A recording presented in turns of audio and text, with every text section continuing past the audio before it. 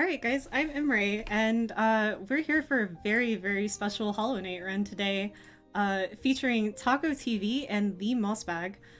So we're going to be covering a lot of the lore in Hollow Knight. As most of you probably know, this game has a lot of really deep lore, and a lot of the times in speedrun we don't get to see most of that lore.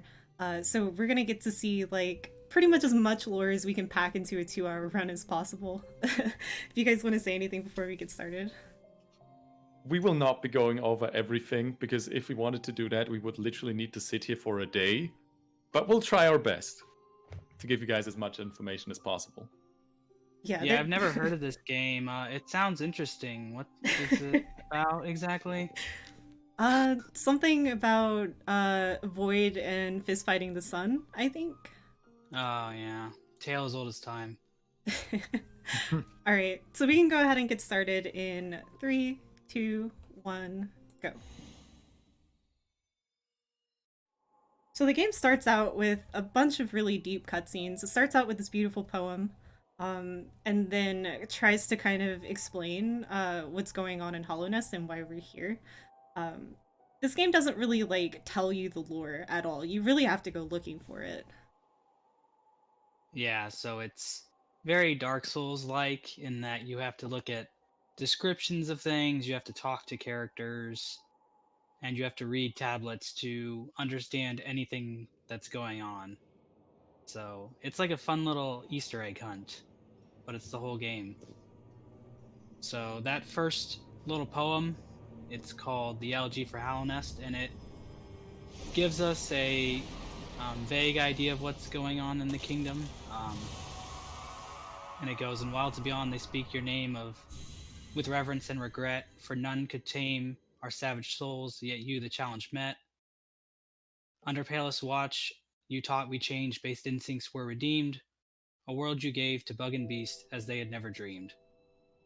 And what that basically means is that there was this person who created this kingdom of Hallownest, and they basically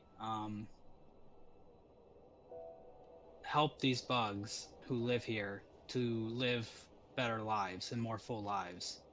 And that poem basically sets up what Hallownest is and why it's important in this world. Hallownest being the kingdom that we are entering when we start the game. Can I just say it's really impressive to me that you have that poem actually memorized? Yeah, I've read it a few times, so... That's pretty wild. Yeah, like, I can't even remember basic math, and Mossbag is over there being, like, an entire Hallownest encyclopedia. Yeah, it's important. And I also talked over a whole bunch of other cutscenes that were important. But we saw a mysterious figure, and they were chained up for some reason. And then we saw a light appear to come out of them, and then they let out a roar. And then we saw our main character arrive in Hallownest, setting off the game. So nice. So basically, Taco and Mossbag are going to be covering a lot of the lore. I'm going to be covering a lot of the speedrun stuff. The softball that I just got there was an RNG softball, so that was really good RNG. And these tablets just kind of explain, like, the first one teaches you how to heal, and then the second one kind of tells you, heck, I forgot. What's interesting about these tablets is they say higher beings. These words are for you alone. And right there, we could already go down a deep rabbit hole of what exactly are higher beings. There's a lot of different theories, but basically higher beings are non-ordinary bugs, right? So gods of Hallownest, like the Pale King, who was the person who built the kingdom, his wife, the White Lady, the Radiance, or say but it wouldn't make much sense for the Pale King to just write these tablets for himself, his wife, his arch nemesis, or some random god who probably already knows all this stuff already. So it is likely that he wrote these tablets for the vessels, which we are playing as one of the vessels, the Knight, to basically teach them how they can maneuver around the world better And one of them also said, focus your soul, which is one very important thing that is exclusive to a few bugs, including us. Kind of Yeah, unfortunate there in that arena. That double spike kill is supposed to be really consistent, and I messed it up pretty bad. And right now we're walking through the Forgotten Crossroads. It appears to have been basically some trade routes that the bugs of this kingdom would have used, and it now lies in ruin after an infection has come through and ruined everything. And we are entering this kingdom an age after all of this has happened, and the infection seems to be springing to life once again. And all sorts of any civilization that was here has now been turned into zombies or destroyed.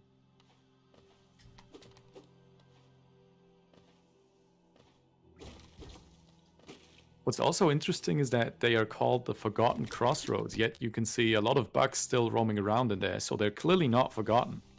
Also, one person that's sitting atop the Forgotten Crossroads in Dirtmouth is Elderbug, and he knows all about this. He's seen many wanderers go down into these depths below, and very few of them have returned. So he's kind of made a deal with himself to never ever go down there, which might actually be a smart thing, because it is quite dangerous, as we can see here, as the false knight drops down onto us and ambushes us. Yep, the false knight being a very important character in the world of Halonest. What's inside of it, the armor, is actually a maggot who has stolen the armor of a knight who was a part of the Five Great Knights, a group of very powerful knights who basically protected Halonest. But one of the knights was sleeping, and this maggot basically did something and took their armor and probably killed them so that they could protect their maggot friends. And now we get to kill them. Yeah, and it's quite sad because later on in the second fight against this guy, we actually have Dreamnail dialogue of him thinking, "Oh wow, even with this armor, I thought I was strong enough to protect my friends, but I couldn't even do that." And then he just dies. Feels really bad, man. Yeah. I'll go back into the main room. Oh, wait, what? Stay in that room. Okay, you left. Oh, yeah, you might be a little bit behind. Sorry. Yeah, so the mace that he uses to attack you is actually a bug, and if you wait long enough, the bug will walk away. And if you have the Dream Nail, which is basically a weapon that allows you to read the thoughts of bugs and enemies, he'll say, "Freedom!" I didn't know that, actually. I didn't know you could dream nail him. Yep, he just gets up and scuttles away if you wait long enough. Usually you don't have the Dreamnail at this point of the game, so I also didn't know about this. It is possible. What you would have to do is get, like, a crazy amount of geo, save Sly, go through Crystal Peaks, and then drop down to Dreamnail from there. That's something that you really only see in Rando. But that's because Lantern is a randomized progression item in Rando. That Yeah, seems well- awfully tedious, Yes. just to get one line of dialogue. Well, the lore hunters be like they are. Or you can just rip the text files from in the game. Well, see, that's the easy way. Don't you actually want to see it yourself with your eyeballs? Doesn't really matter. So where we are now is the Ancestral Mound, where we get a spell ability. And so there is a magic system in Hollow Knight. It basically is this thing called Soul, which you collect when you hit enemies. And you can use that to heal yourself using focus, or you can cast spirits that can deal damage to other enemies. So it's a very shamanistic, like shamanism type of magic system. Can I just say something real quick? At that ledge, whenever you saw me falling with my inventory open, that's actually a physics frame perfect trick. So it's actually very difficult to do on current patch. There's a couple that I'll be going for, but that's like basically what it looks like.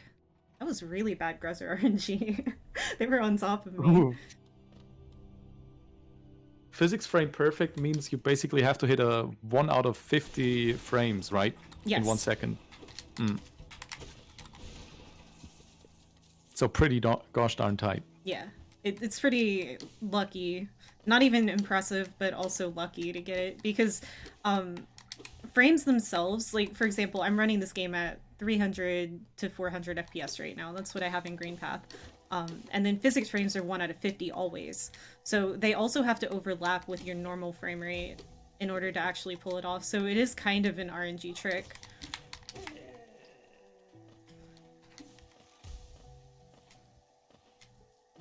And now we're making our way into Green Path, which is quite overgrown, as you see. It was created from the god Un, who basically dreamed up this entire land. Like, he just made all of the fauna, flora up, and just like that, it was there, I guess. And now she is sitting in her cave. Got it. That right there was called a fireball skip. It skips the entire bottom half of Green Path. Nice. And here's our first Green Path lore tablet. Nice. You wanted to I read remember it? you had a damage boost in earlier runs, right? Yeah, there's a different backup strat you can do with the squid where you pogo him. But luckily I didn't have to do that. It's like 8 seconds slower or so. As this lore tablet was saying, Hidden Un, we need you now. So Un, for some reason, isn't communicating with the bugs of Green Path anymore. And it seems like because Un is weakened or doesn't think about the land anymore, it is quite overgrown recently.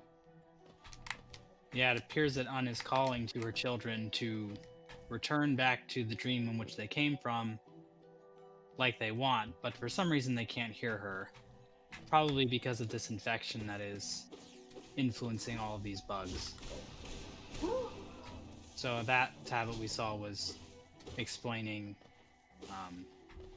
how all of Green Path was created by Un from a dream. Which would explain why we have such greenery deep underground. Also, we are letting Zote die, because heck Zote. All my homies hate Zote. Oh. He's really important, though. He has the most lines of lore in the entire game. Does he? Does he? Yep. Or are you lying to me?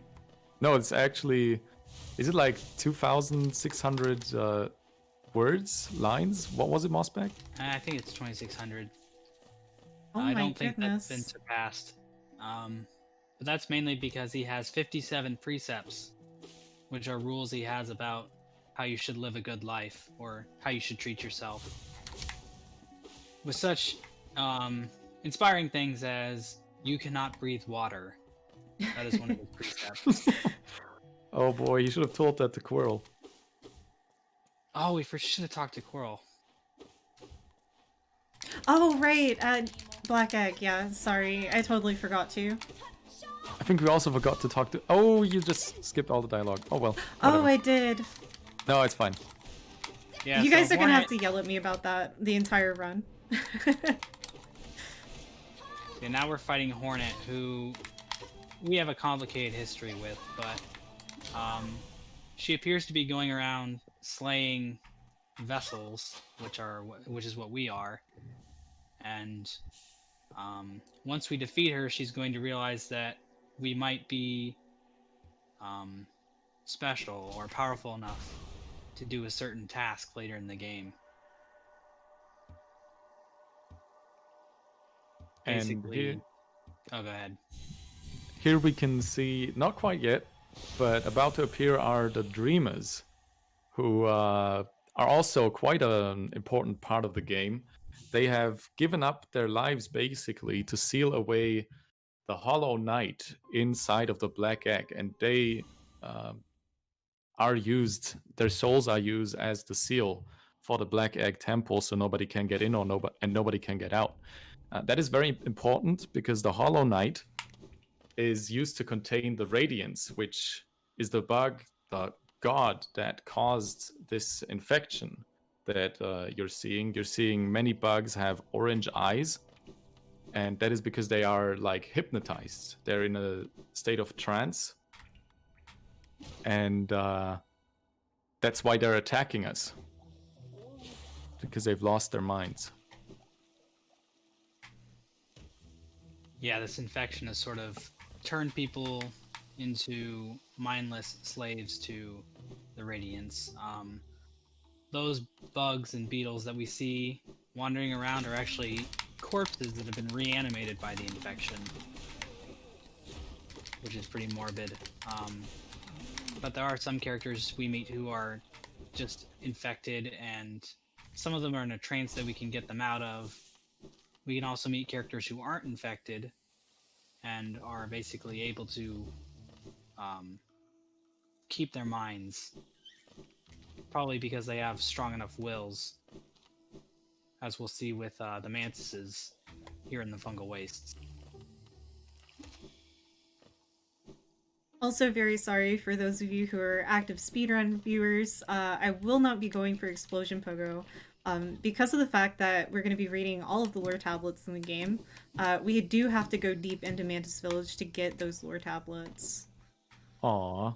Sorry. Really want to see that. Current patch Explosion Pogo is really great. That's another good point to bring up, though. I am playing on current patch of the game, mostly because I feel like for the point of the run, it's kind of like an introduction to speedrunning for people who might really be into Hollow Knight lore or playing the game casually. So doing it on current patch might feel more familiar to someone who hasn't really seen speedruns of this game before. Yeah, because normally it's a different patch, right? 1.2.2.4 or something? 1.2.2.1, yeah. Okay. There's a lot of really great speed tech. Right, there was the first lore tablet here in the Mantis Village. It basically said, welcome. If you want to die, come right up ahead. We're gonna kill you. So Mantis Tribe is not very welcoming to strangers, and as you can see, all of them are attacking us. I'm gonna try to go for Mantis Pogo here, though. Oh, missed. Well, we got 3 Mantises. So yes, this entire kingdom that we are exploring was the creation of a single bug known as the Pale King. And when he showed up to create this kingdom, there were a lot of different groups already living here. So like those mushrooms that we saw earlier, and the bugs we saw in Green Path. And they all had sort of different opinions as to if they liked the Pale King or not. The Mantis Tribe basically wanted nothing to do with him and his kingdom, and wanted to be sequestered off from the rest of Hallownest. And they eventually came to an agreement where the Mantis Tribe would be allowed to have their own rules, again, not under Hallownest, but they had to, in return, keep Hallownest safe from Deep Nest, because the Mantis Village basically sits on a border between those two places. And the bugs of Deep Nest are not very friendly.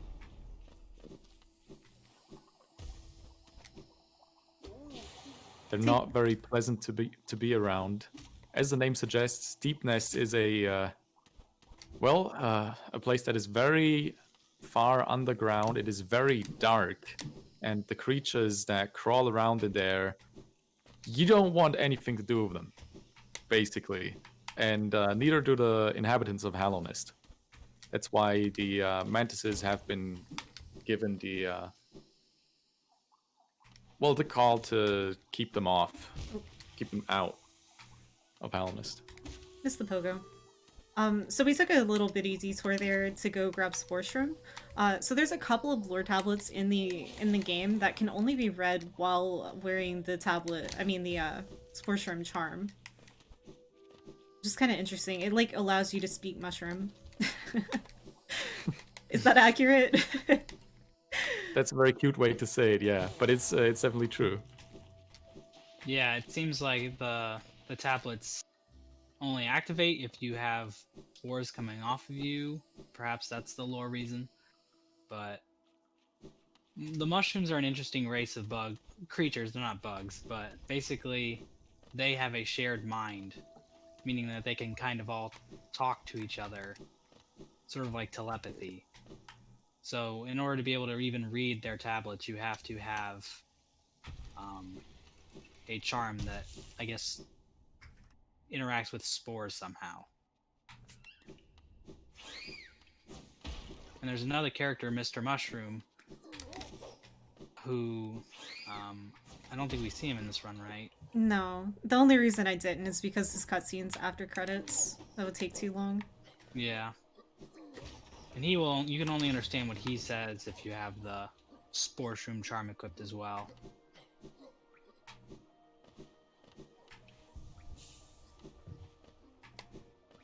That lore tablet basically explains that they sealed the gates to the city, and you could see the door got slammed behind us whenever we entered, so we can no longer exit through that path.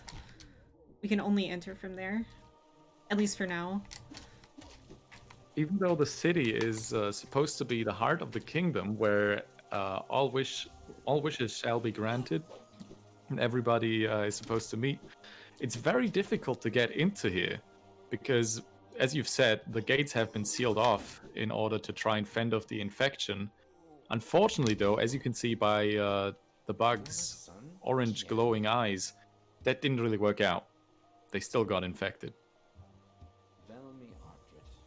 And now they're also trapped inside of their own borders.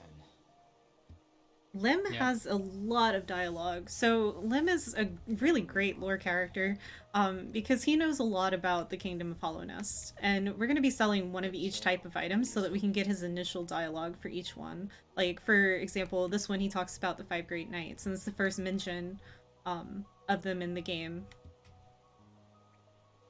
Yeah, they can all be found. Well, let's see here. You can find remnants of each of them, and you can find 2 of them alive in the game. But it's not exactly clear when you first meet them that they are knights. So, or that they're part of the 5 Great Knights. So there is Lem is basically a squatter. He kind of just showed up in Hollownest and found a vacant room and just started living there. And I respect it. In this economy. I mean, nobody really needs the room anyway, so might as well. It's also more safe in there. yeah, and he also covers his face. I don't know why he does that. But Oh, you know what I forgot to do? I'll go back for it.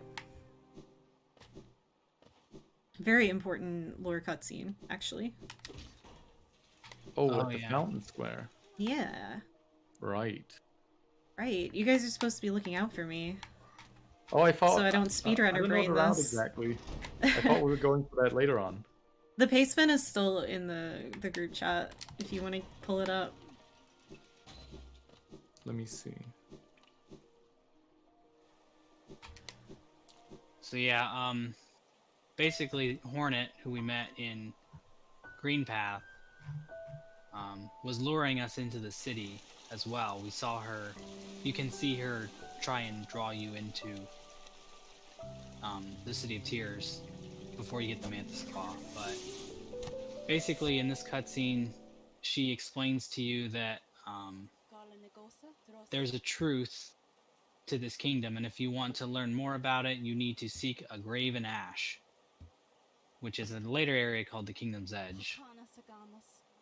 And that's when we'll really start to understand all the places where you meet Hornet. You start to understand more and more about the history of the kingdom and what was done to stop the infection. All of that culminating in the creation of the Hollow Knight, whose statue we see in the city square. So, I guess I can explain the general plot Yeah. of the game now. So basically, when the Pale King arrived in Hallownest, there was one group of bugs, the moths, who worshipped a being known as the Radiance. And he convinced those moths to basically forget about the Radiance. And by doing so, she was sealed away and forgotten about. But she wasn't completely forgotten about, and over time, more and more began to talk about the Radiance until she reappeared as an infection. And that infection plagued the entire kingdom. And the Pale King basically had to figure out a way to contain this infection, because the Radiance's infection would feed on the minds and the wills of the kingdoms of the citizens of Hallownest. So what they did was they created a whole bunch of children known as vessels. And what made them unique was that they were dropped in this place called the Abyss, which is full of a dark substance called Void. And the king basically thought that because Void is an emptiness that can't feel emotion or have a will, he could use these vessels to contain the Radiance forever, indefinitely. And so they picked one of these vessels, not us, we were rejected, and the one that was chosen became the Hollow Knight. And they sealed it in the Black Egg Temple, which is what we see at the beginning of the game with Coral, except we didn't see it in this run, but we will see it eventually. Oh my goodness. Okay, so this room is called Hell Room, for good reason. I'm These sure that guys you are can the worst tell. enemies in the game. They really are. This is the worst room in the game. I got very unlucky with them both spawning directly on top of me whenever I tried to get around to that wall, and then I just got walled out. We're okay Nice now. dodging though. We lived.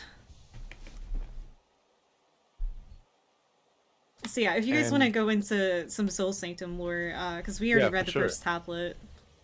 So right now we are in the Soul Sanctum, where we have these scholars, and actually the mastermind behind them, the Soul Master, they were messing around with Soul, which we've already discussed what Soul is. It's basically a way to heal yourself. It can also be used for combat. As you can see, they shoot these Soul fireballs. And they were trying to manipulate the Soul, so in order to shield their minds from the infection in a way and to attain a pure focus. But again, like with many other creatures, that didn't work out. And now they're infected as well. But they are still pretty strong, having these soul abilities still. Yeah, and you can see from this character, he's basically filled to the brim with soul, and we're basically going to be knocking the soul out of him. You see he's this big fat bug who's just full of the souls of all of the bugs that they have captured in this sanctum. You can see their corpses in the background right now. A soul pinata, if you will. Yeah.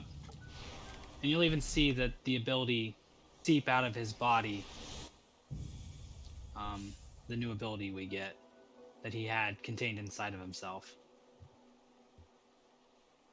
He thought that he would be able to avoid the infection with all of that soul, but didn't quite work that way. He just ended up killing a whole bunch of people, so whoopsie.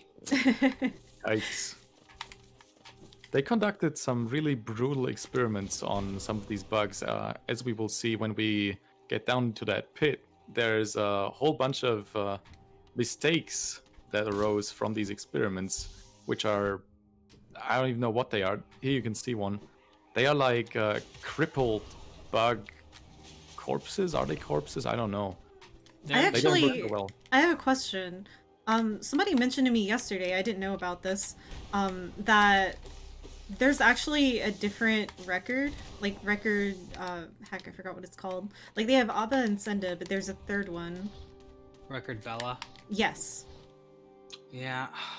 Gosh, it's been a while since I've looked at that, since it's cut from the game, but it's a pretty interesting one that would have been really nice if it was actually in the game, because it kind of explains what the bugs are trying to do a bit better, but it doesn't. It's not lore because it's cut, so. Yeah, shame. Yeah, I'm trying to find it. I used to know it. To manipulate a soul, reformation of the mind must first occur. Few can bear such change. The path to true progress is littered with mistakes. And that's basically what we can see in the folly and the mistakes. Those were bugs of the Sanctum who were trying to merge the souls of other bugs into them. They were trying to consume the souls of other bugs, and it just deformed their bodies.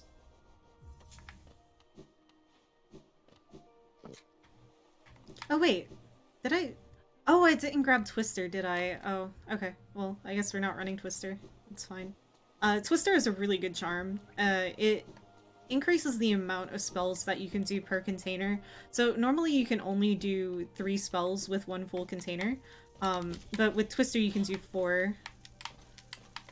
Also, I'm doing a really specific movement through this room to try to manipulate them, these enemies, into a good spot where I can kill all of them. So they won't bother me while I grab this.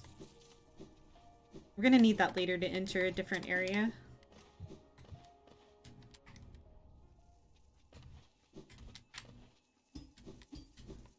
Next up, we're going to do a little bit more errands in Crossroads, and then we're gonna go to Crystal Peaks.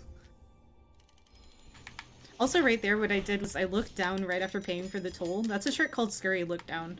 So Hollow Knight is Omega Spaghetti Code. If you don't know what Spaghetti Code means, it's essentially whenever there's weird code interactions and stuff like that. Oh, I didn't buy the Crossroads Stag either. So what's happening is that the look down animation is the same FSM as the gate going down. So it ends up causing the gate to automatically end whenever your look down animation ends. It's really interesting. Oh wait, we need to go the other way because we actually have to do Crossroads stuff.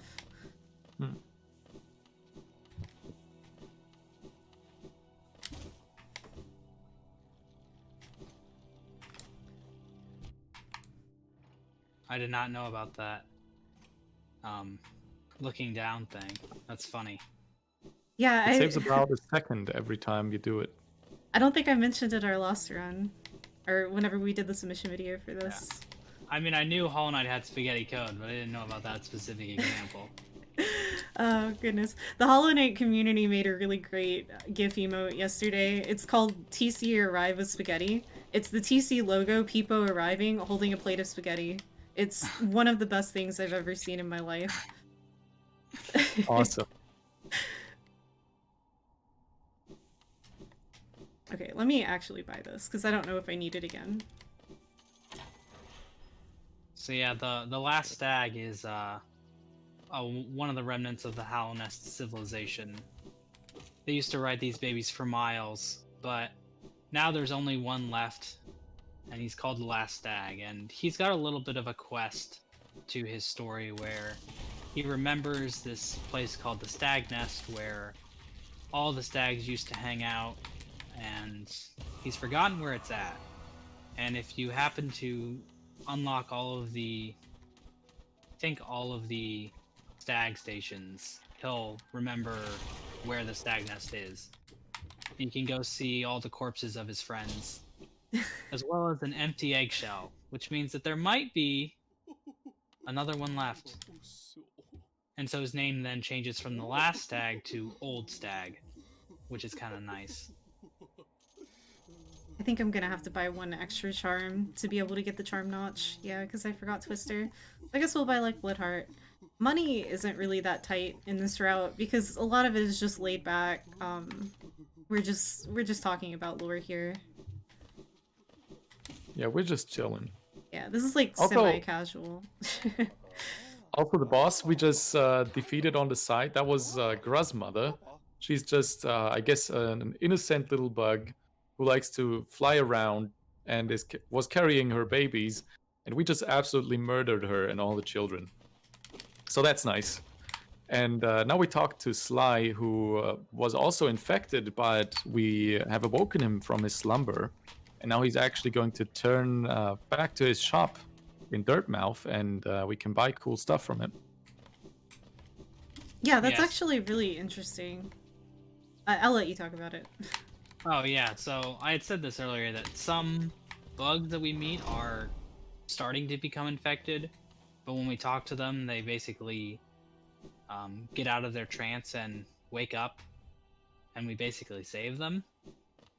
The two examples of that being Sly and Bretta. But then there's other NPCs like Mila, who we're about to see, who we see her slowly become infected over the course of the game, and there's nothing you can do about it. It's unavoidable. If you kill Mila, I hate you, by the way. Unless it's for charity. I've killed Mila for charity before. It's putting her out of her misery. What? No. That's not Mila anymore. Killing You're her not for Mila money. anymore. Nothing worse. It's a corpse. It's not. She's been lost, unfortunately. You've been lost, unfortunately. I need a little bit more money. We need 800 before the end of this section. So I might stop for a little bit of geonodes. Ow. Rude. So what's interesting about the Crystal Peak is the crystals seem to start growing on your body the longer you're exposed to them. Deeper in the crystals, we see bugs that are completely consumed by the crystals. For example, we have the crystallized husk, who I assume at some point were just regular husks, but by being in the peaks for so long, actual crystals grew on their bodies and hands. And I think somehow these crystals are also tied to the infection, because what we see with Mila is that at the start of the game, she's just all happy, humming her little tail, but as the game goes on, as you've just said, she stops singing and she just blankly stares into these crystals, and also her eyes start to gleam oranges-ish, which we've already disclosed is a sign of infection. And I think it's tied to these crystals because she was saying that these crystals are singing to her. And that's mentioned also in the Hunter's Journal a few times, that these crystals are singing. So I think they also have a hypnotizing effect of some sort. Yeah, it's definitely possible. It's pretty vague exactly what power is contained inside of the crystals. One thing about crystals is that they're very good at channeling soul, as there are some charms which are crystals which, when equipped, allow you to heal yourself for more health or heal yourself with less soul. And we can also see that something called the Crystal Heart was being used to power an entire golem somehow. So crystals have some kind of power in them. Potentially Also, soul, potentially infection. I did underplot for the fans. Yeah, Okay. I was about to say, we just saw one of the hardest tricks in the entire game, Oh my underplat, God. where you're just going below the platform. It barely saves any time, but it looks very cool. I still need a little bit more. Oh, heck.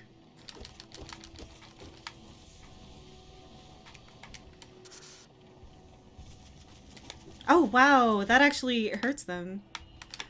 Oh my goodness, please don't kill me. Oh my goodness, this is like for real casual gameplay. I don't like where you are. Oh my goodness, that's the most scared you'll ever see a speedrunner. Actually, I don't know if I can even get out of here.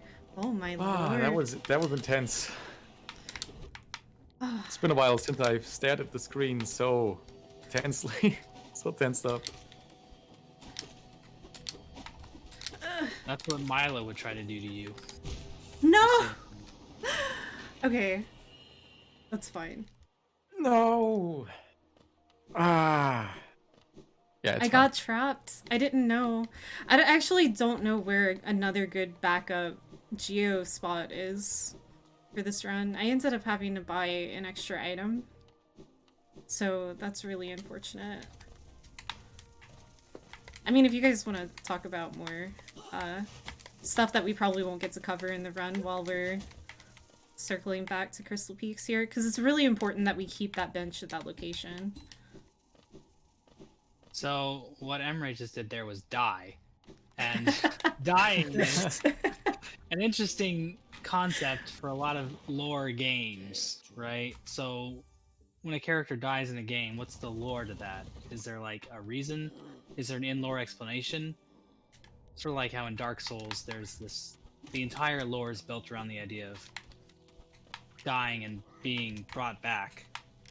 But in Hollow Knight, it's kind of just a thing that happens and it doesn't really make sense. When you die, the shade inside of your body gets free. And mechanically that breaks your soul meter, which means you can only hold, what, 2/3 the amount of soul? Yeah. And you lose all your geo. Then you have to find your shade and kick the crap out of it, and it gets reunited with you and fixes your soul meter. I've obviously never died where I died, so I have no idea where my shade is gonna be. That's fine. It is Easter after all, so a little egg hunt might be cool. Yeah, there's been lots of theories to try and make sense of why you're able to still exist even though your shade is not inside you anymore, but it doesn't really make sense because if you die again, another shade appears. And it's probably not the case that you can have multiple shades.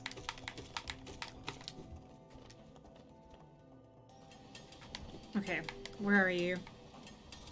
Oh no. Do I have to go back in there? Okay. Yep. I regret everything. At least now we have a bit more money. Yeah, I have enough money now. We should be good. Like I said, I need 800 by the end of this. That's, I think, the only grub that we get to save in this run. But I will save one other bonus grub because other runners won't save it. I wonder which one that is. Yeah, there are some toxic members of our community that, for some reason, hate that particular grub. I won't point any fingers or anything, but, you know. Which one? The Beast and grub. Ah, okay. Oh, I hate that one. See? Look! Look at the toxicity! Mossbag, what are you talking about? Oh, Yeah, I boy. hate all grubs, so it's okay. Oof. I didn't think you were one of them. I hope they all get eaten. I wonder if that happens. Unfortunately, we won't get to see any of the grub lore, because grubs would take a lot longer to go get. So actually, Mossbag, you do like the grubs, because you know, deep down you know what happens when you free all of them. I like So what you happens. just don't to free them. them. No, no. I'm glad we're not talking about grub lore. It's confusing. It's actually one of the most mysterious parts of the game, so. And now we're in the resting grounds, which is a very important area lore-wise, as there's a memorial there for the Dreamers, who we saw earlier after we fought Hornet. Basically, their job is to protect the Hollow Knight inside the Black Egg Temple and keep anyone from messing with it, including us. So what they're gonna do is they're gonna throw us into the dream world. That way we can't mess anything up for them. And For the next minute or so. yeah, it's a foolproof plan.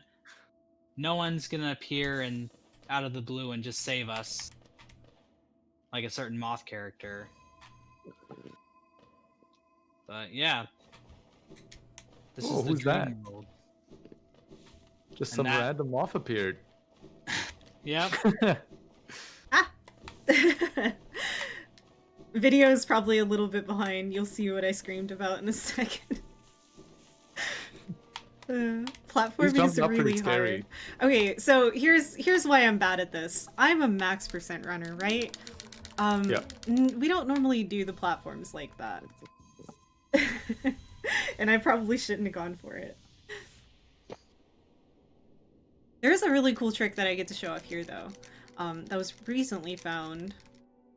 So we pause for early control, and then we can C-dash out of the room before waking up. We used to have to do that with normal dashes, but it was extremely precise on current patch. C-dash makes it free, so that's really cool. That was pretty recently found, I think like a couple weeks ago. That is pretty cool, yeah. Does it also work on 1221? Yeah, but the dashes are free on 1221, so I don't know if it's okay. actually worth going for or not.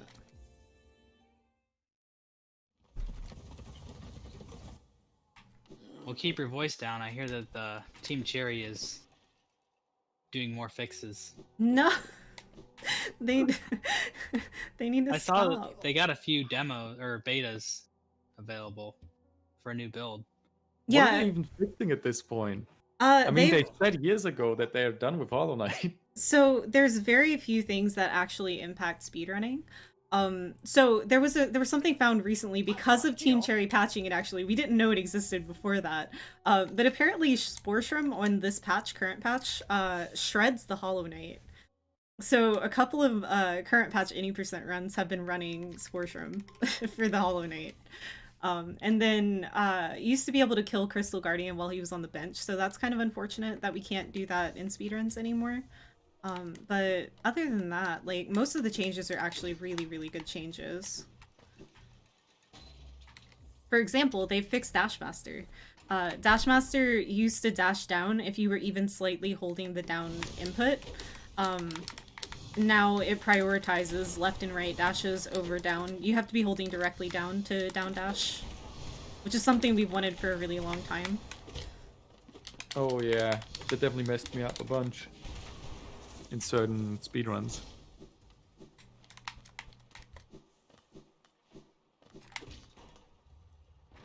So now we can see this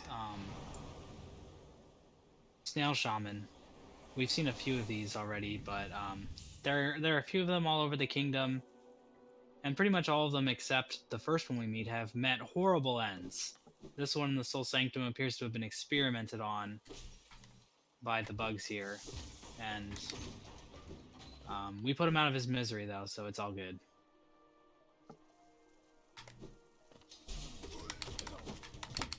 But apparently all of the Soul Shamans are relatives to the one we meet.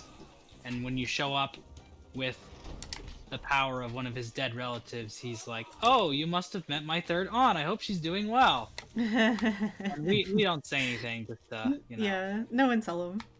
Yeah. It'll be fine.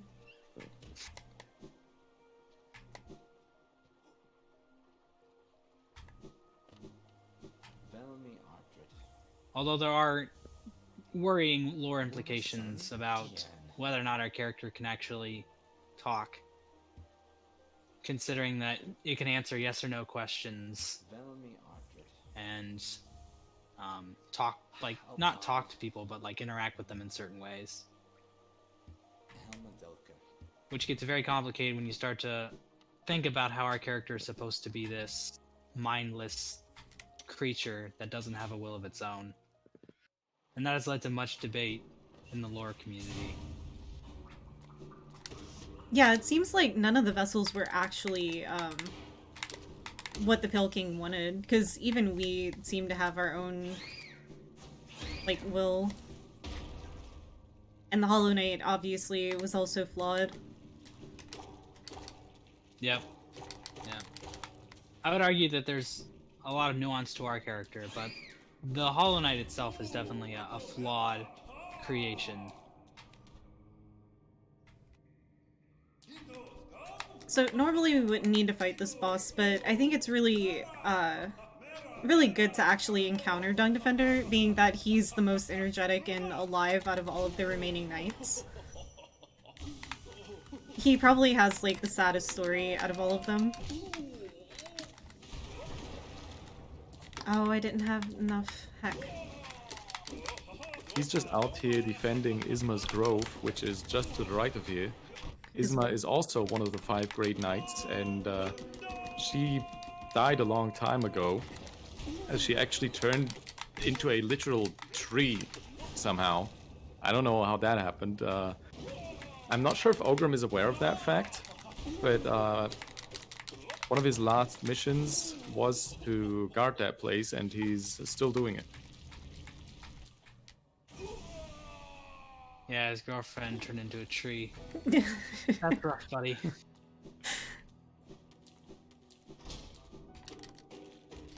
I don't know what it is with trees in this game. The White Lady is also a tree. Like, You guys what's up aren't with into that? trees? Yeah, not a big fan of trees. I don't know. Overrated.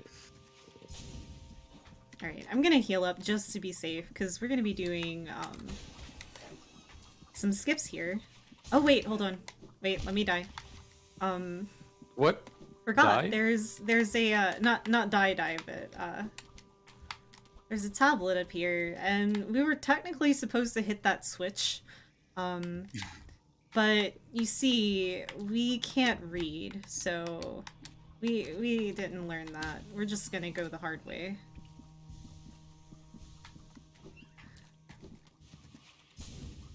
You could also dream nail that thing in top left, if you want to be extra safe.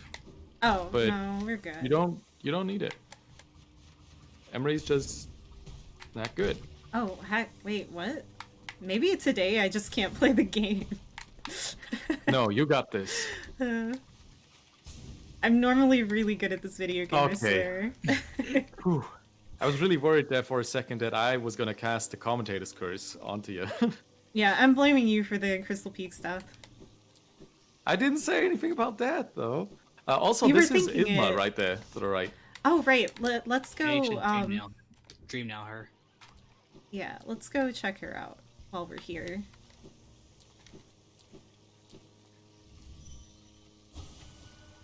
Yeah, and she basically says, Ogrim, there is no time, which is referencing the Dung Defender who we just saw.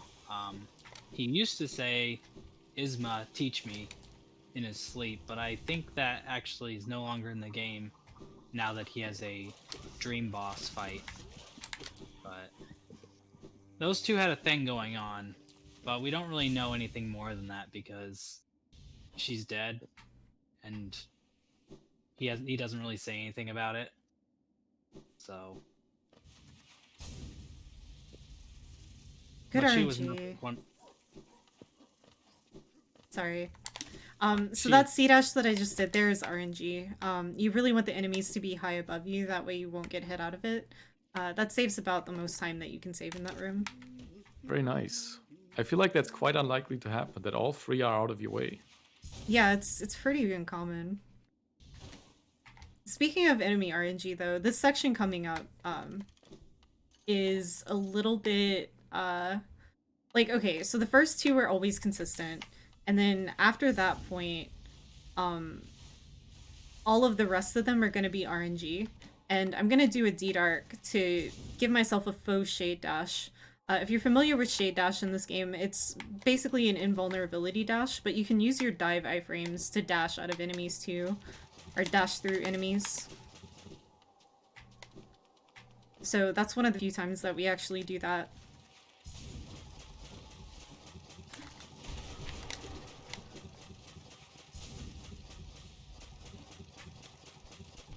So right now we're in the ancient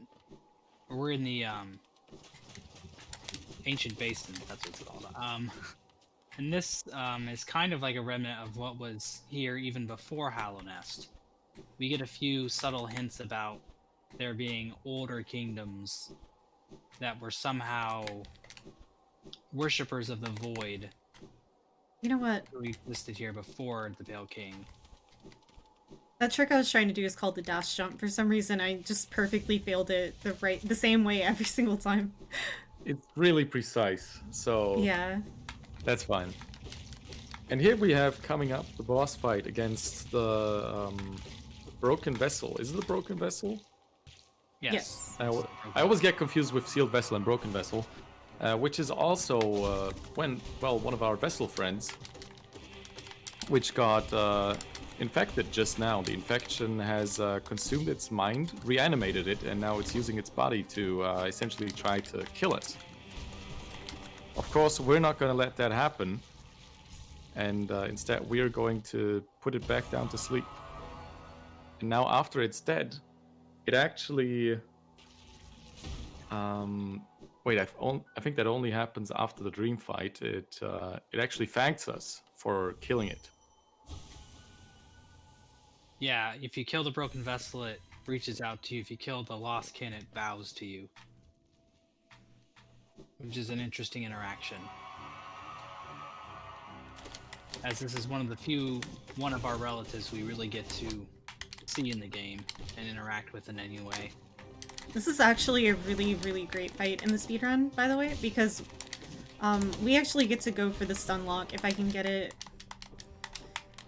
We don't get to see the stun lock in, say, 106% because we just, like, insta-kill with flukes, because flukes are broken. And stun lock basically means that the broken vessel can't get stunned anymore, right? Yeah. Not having Twister is really hurting me. So essentially we want to keep as much health as possible until late in the fight, because when the broken vessel can't get stunned anymore, it's obviously a lot harder, as it just keeps charging at us. But we defeated it. Oh, do we want to die? Oh no, I died! Yeah, you can No! you can die out as soon as the Cheeto Puff happens on current patch, and on 1221 you have to wait until he raises his arm. But luckily there is a visual cue for both. It's a little faster than watching the whole thing.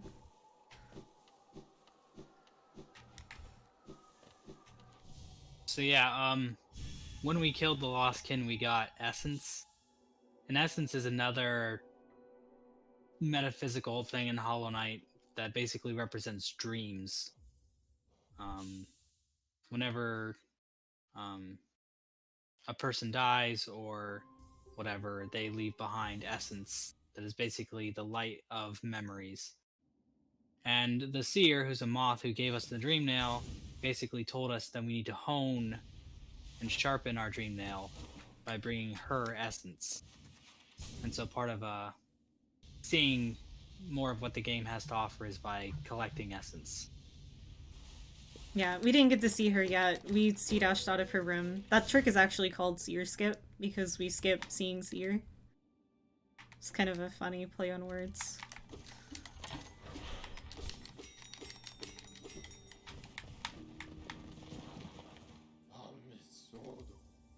So now we're going back for another dream boss. So there's two different types of essence-giving bosses. They have Grave Warriors and Dream Bosses. And Dream Bosses are rematches, and they give you a lot more essence. And the Grave Warriors give you very little essence, but the fights are also a lot shorter. And there are also Whispering Roots, which can appear in a few different rooms, and you basically just collect little orbs. They're little platforming challenges, I suppose. And they don't give much at all. Yeah, they're not worth it for the speedrun. There is a meme category called All Whispering Roots, though, which is kind of cool. Yeah, I don't think you need to even do a single one to get 2400, do you? We use enough to make up for the dream gates that we use in pretty much all of the categories. So, like, we'll get, like, 14 or so in Queen's Garden in the max percent categories. Wow, I didn't think his range was that big.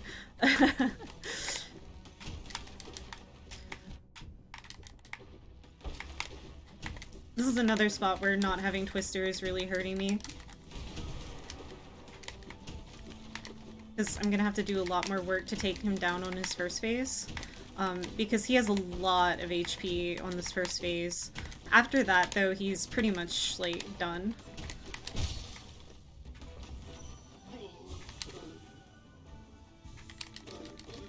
Also, interestingly, Spore Shrimp doesn't hit him. So that's safe to do in this fight. Huh. I did not learned know that. before. I learned that whenever I did a challenge run where I did only charm damage in Pantheon 5.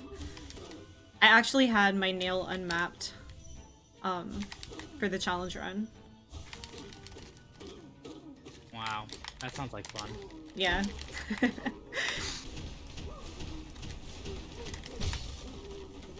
It was actually really cool. The Pantheons, in case you didn't know, are some of the hardest gauntlets in the game. It's boss rushes, with Pantheon 5 having all the 48, I believe, bosses in the game back to back. Yeah. Beating them all with only charm damage is pretty insane. That must have taken like several hours. Yeah, I it's one of the things that I'm probably most well known for in Hollow Knight. Yeah, we can talk about the maggot first though. Yeah, I think a lot of people know of me because of like Pantheon 5 runs and things like that. Like I'm one of the top runners of that particular thing.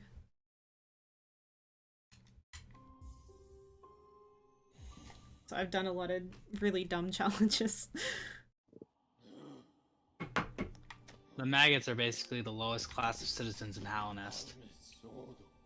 So there are some discussions of class in this game that are kind of interesting. Like the City of Tears has a division of class where there's the blue characters on one side, then there's the purple ones on the other. So I guess there's some socialist commentary in this game, but it's pretty light, I'd say. Doesn't Emilitia, like, isn't she laughing at all of the other people in Hallownest because they, like, bullied her or something? Yeah, they cast her out. Wait, I forgot the lore tablet, didn't I? Oh, yeah. Yeah. That one's basically talking about how bugs shouldn't be afraid to show their true form in Hallownest.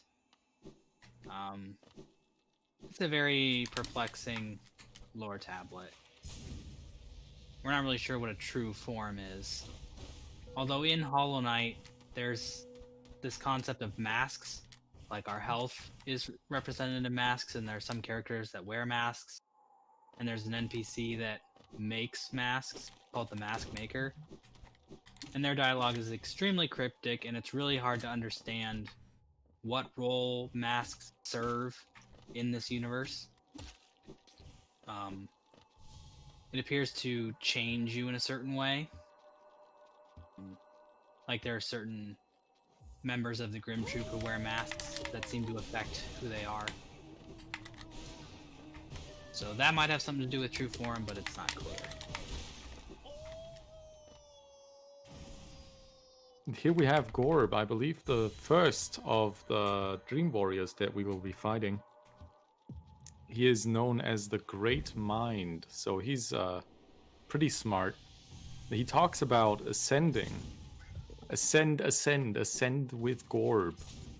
So maybe he wants us to ascend to space with him. So he's probably an alien. You know, actually, funny story.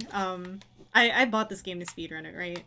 So I didn't know what people were talking about when they used to come into my chat and be like, ascend with Gorb. Or like just spamming ascend. Like I had only played the game in Chinese. So it took me a really long time to get that. Yeah, Gorb's a weird character. All of the Dream Warrior bosses that we see are Kickstarter backer characters. And Gorb's was originally some slug that carried a nail in its mouth. And it had this weirdly shaped head. But it wasn't named Gorb, so it seems like Team Cherry themselves sort of came up with all of the backstory for Gorb, where he's some great mind who talks about ascending. Yeah, we kind of glazed over pretty much all of Cliff's there. That last tablet that we read talked about how if you leave Hallownest, you have to relinquish your mind. Yeah, and that ties back to the poem we heard at the beginning of the game that basically seems to say that bugs have this base instinct of not being very intelligent, being more animalistic, and the Pale King, by creating Halonest, gave them a world where they could be civilized. And so the Pale King basically created Halonest as a place where bugs would become more intelligent so that they could worship him. So the game basically is implying that if you were to leave the kingdom, the bugs residing there would lose their intelligence. Which technically isn't true, right? Because in the one comic that Team Cherry released about Quirrell, we find out that Quirrell, who went outside of the boundaries of the Kingdom of Halonest, he kept his mind. The only thing he lost was his memory. Maybe it has something to do with the fact that he was wearing Monomon's mask and that somehow shielded his mind. Or maybe it's because he was originally just gifted with a mind to think, and what you already have, you can't lose after leaving. And only if bugs who were given their higher thought by Halonest would lose it once they leave. Yes, and that's sort of implied with Maskmaker, who says that it's a wonderful thing to have a face, and it's not something with which everyone is blessed. So there might be just natural divisions of intelligence among the different orders of bugs, and some bugs can just naturally be intelligent no matter what, while others need to be in a place like Halonest in order to have a higher mind. It's all very complicated and not explained clearly.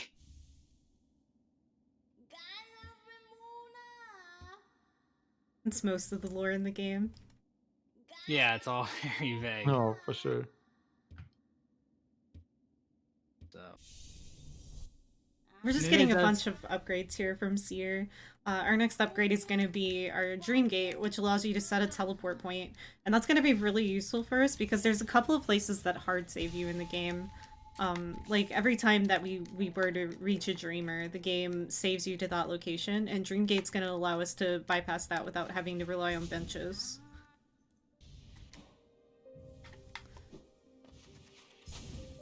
yeah, Dream Gate was added after the game initially released, and it was a good addition. Where am I going? Oh, right, hold on.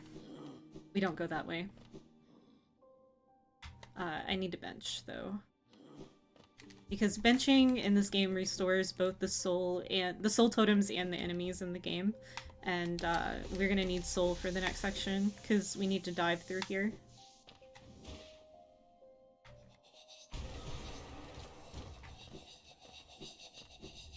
Are we going to meet Grey Mourner now? No, we're not going to see her. You can talk about her, though, because she's kind of important. I guess. I mean, Grey Mourner's... she's one of the I'm knights. Yeah, she's important. Yeah, so she's one of the 5 great knights. She speaks in an accent, which is very strange. And it's basically implied that she's from a far-off land. And she carries these things called delicate flowers. And she was basically in a relationship with one of the Mantis Tribe's daughters. The daughter of the Traitor Lord, which is a character we haven't mentioned yet, but we'll see eventually. But their love was forbidden, and the Traitor Lord's daughter was eventually killed. So Grey Mourner asks us to basically take a delicate flower and put it on her deceased lover's grave, which involves traveling like halfway across Halonest without getting hit. So it's a pretty well-loved side quest in the game. It's actually probably one of my favorite ones in the speedrun, just because, like, I really love doing hitless stuff. Like, I've been doing a lot of hitless runs and things like that. But Flower Quest kind of inspired that for me. Like, I don't know, it's just really cool whenever you're actually good at the movement in the game. It feels really good. When you're actually good at the movement. But me, when I did that casually, I was going back and forth 10, 20 times and died at the very last second to those spikes in the Queen's Gardens and cursed everything in my life. Those because of spikes that. are terrible. Yeah. It's not just you. Now we're coming up on the second fight against Hornet. She, if we remember, we've met her at the Fountain Square in the city, and she told us to come here to this place, and now we have to prove ourselves worthy of actually carrying out the plan. Oh Of... no! Oh, what's happening? That is a frame perfect glitch that I just did, which is actually a major glitch. This run would be invalid if it were a real run. She can't get off the ground anymore. Like, she is locked. Which is that why seems it's to be broken. pretty helpful, though. Yeah, you can just de-dark her to death whenever she's like that, which is really boring. The fight started out really well, too. That kind of sucks. Hornet wasn't so strong after all. She is a spider. Her feet are too sticky. So yeah, now that we've defeated Hornet, she allows us to reach the corpse of the worm, which was basically the Pale King's original form before creating Halnest. He used to be this giant worm creature, and he hatched out of it and became the King of Halnest. And by going into his corpse, we get marked with the King's brand, which will gain us access to another part of Halnest called the Abyss, where the Pale King used the void to create the vessels. So basically, Hornet is letting us gain access to the Abyss, so that we can learn about our creation and the place of our birth, as she calls it.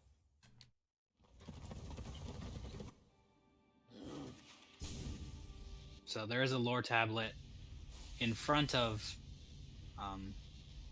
the doorway to the Abyss that basically explains that once they had created the Hollow Knight, they sealed away the entrance to the Abyss so no one could ever see what was done in order to create the Hollow Knight. Because there's a lot of shame that the King and Queen felt for what they did. At least somewhat, anyway. Is the night made of wall, or is the wall made of night? He screams, for he does not know. Very true. So you can see the corpses of our brother and sister in that first room, and now in this next room there's these things called void tendrils that are reaching out of the lake of void to attack us. And we can also see the shades of our fellow vessels try and attack us as well. So we were one of the lucky few who were able to escape the Abyss, and we eventually left Hallownest and then came back for some reason. Yeah, I think it's implied that there might be a place in Deep Nest or something where it might be connected, because you can see vessels hanging from the ceiling in Nosk's arena, so that means that Nosk is probably catching some of them that are trying to make it out. Yep. That's probably the best theory we have, because there's really not much to go on how any vessel would have been able to escape the Abyss after they closed the gates. And as you can see, there is a Dream Knell dialogue right there, but we can't get it because it requires the Awoken Dream Knell, which we don't have just yet. Yeah, and that creature says two things. It says void, power without form, or power without... Is that right? God. It's something like that. I think so, yeah. And then once we do some other things and unlock the extra endings of the game, it changes to Lord of Shades, which is what we would become, because we gain control over the void.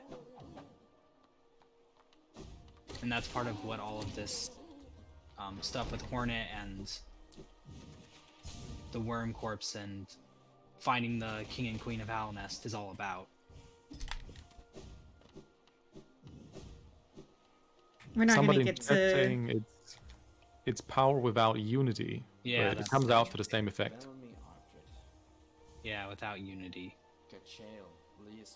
I don't think we're gonna get to cover a whole lot about the DLC lore though. Because, I mean, Godhome is a whole other, like, set of lore on its own. There's a lot going on.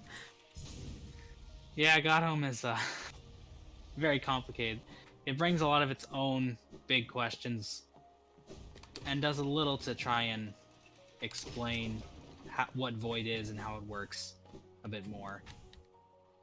But even after all these years, I still feel like we as a community don't have a super strong grasp on how all the systems work. Gonna kill them. Since we have Dreamholder, I can do a kill through the door without having to actually fight this guy. It's really convenient. That is very nice. There's a giant husk in there, which is actually really annoying to fight usually, but that's cool. That's a very nice strategy that I did not know about, but I will be using it in my runs. And 112%, we can actually kill him with a bit straight through the floor. It's pretty funny. He dies to 2 shrieks. That's funny.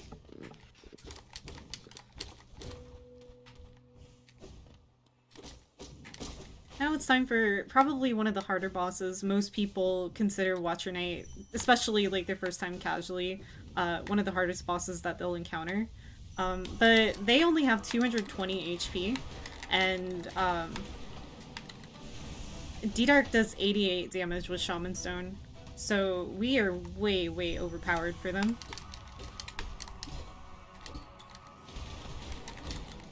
Yeah, the tough thing about them is that 2 of them at a time will come after you.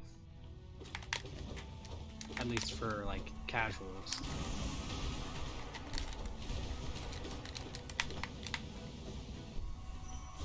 But they are, the Watcher Knights are basically protecting Lurien, who is one of the 3 Dreamers. And what the 3 Dreamers did was basically, they put themselves under eternal slumber as a way to protect the Black Egg Temple. So we have to find all 3 of them and destroy them in order to actually gain access to the Black Egg Temple and defeat the Hollow Knight. It is also quite interesting to note what their thoughts are now in retrospect on the seals that they have placed upon the Black Egg. Lurien is one who says that the seals must remain under all costs because it was their order to do so, and so they should keep them up. Whereas Monomon says that the seals must be broken because, well, the outbreak isn't stopped, obviously, and they need to find a different way to stop it. Yeah, and we can see from Lurien's Dreamnail dialogue there that is what he thinks, that the seals have to remain because it's what they promised to do. But Monomon realizes that if they don't break the seals, then the Radiance is going to get out anyway. So, she's the smarter one of the 3, I'd say. The other Dreamer, Hera, who resides in Deep Nest, basically only agreed to do any of this because she wanted a child. And the Pale King helped provide her one, that being Hornet. So... It's a nice way to word that. Yeah. And she doesn't actually have, or she doesn't word a strong opinion on whether the seals should stay or should be broken. So we don't actually know about that.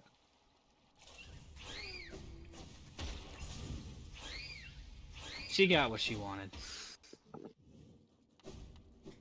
Also, we don't really know, because there was at some point a King of Deepness. We don't really know what happened to that guy, right?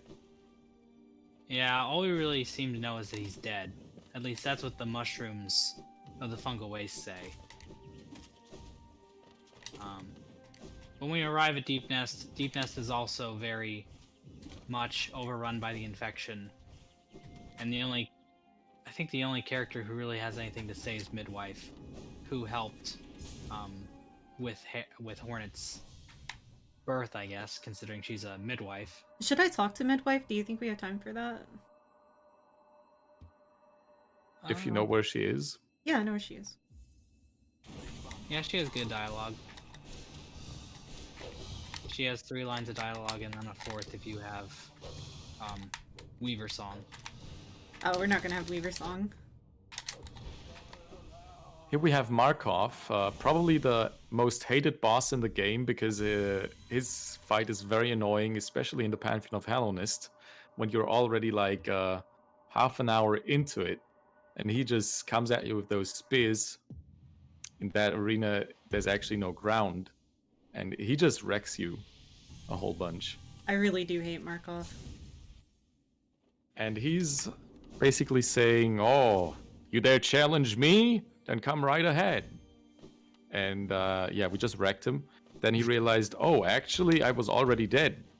Well, sucks to be me, I guess. And then he leaves. I guess we consume him. I love his last line, "You're the darkness, come to consume me."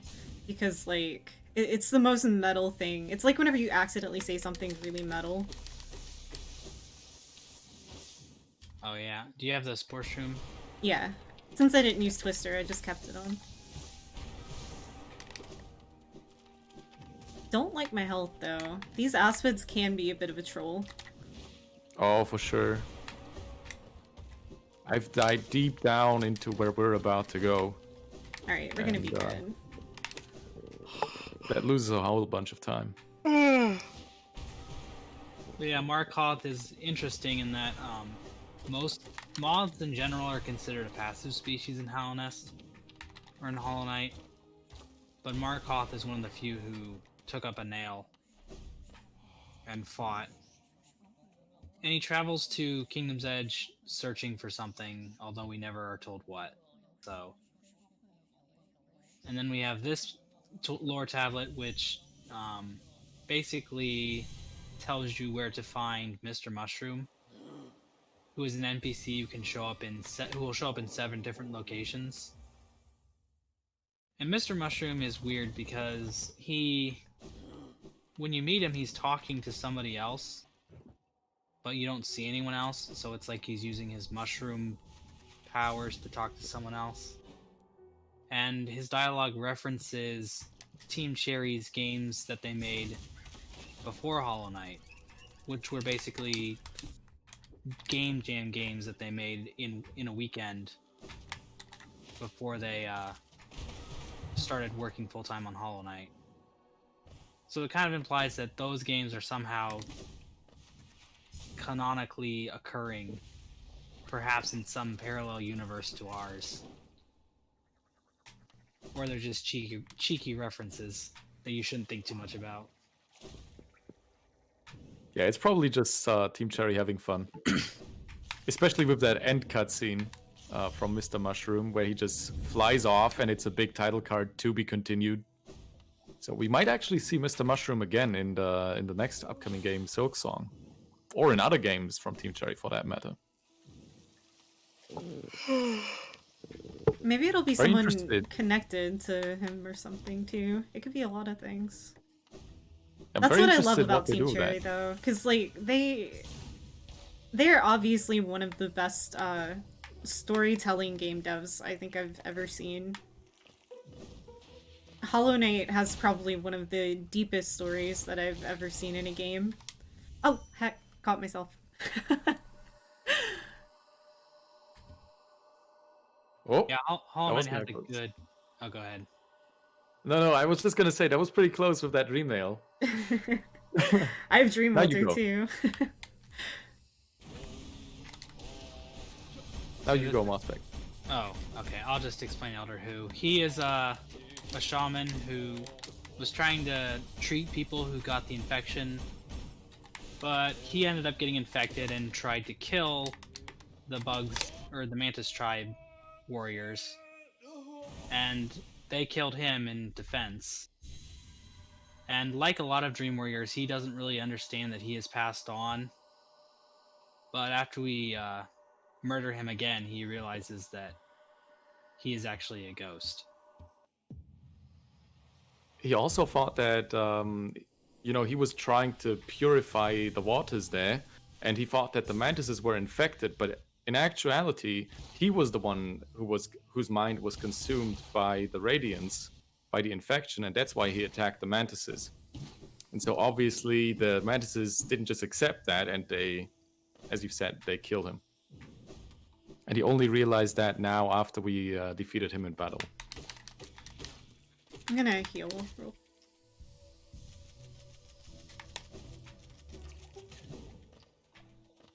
Yeah, there's a lot of small little tragic stories in this game. A lot of different NPCs who have similar stories to that. So Hollow Knight is interesting in that it's both kind of a depressing game, but it has a lot of levity to it as well. So it's quirky. Because you have characters who have very sad and tragic backstories like No Eyes or Elder Who, and then you have silly characters like Mr. Mushroom who don't make any sense.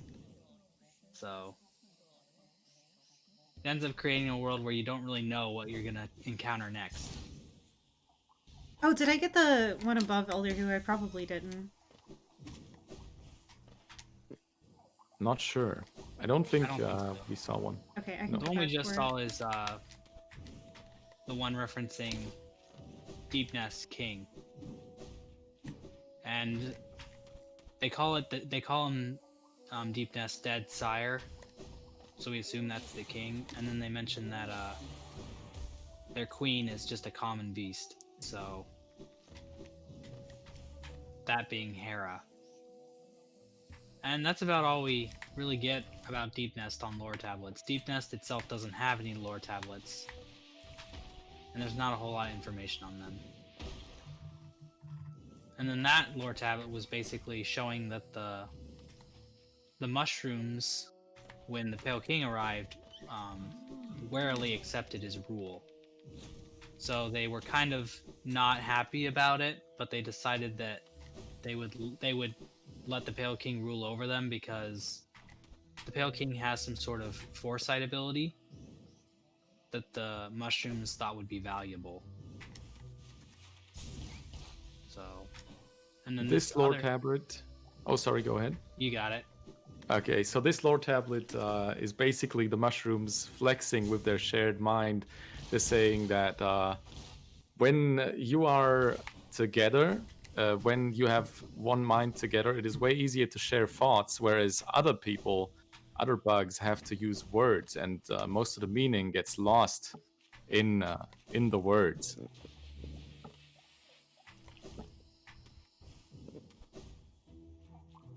And they find it quite boring to be locked into your own mind. I want whatever TC had whenever they made this game. Yeah, it must have been strong stuff. Certainly had a bunch of mushrooms. Ah, stop.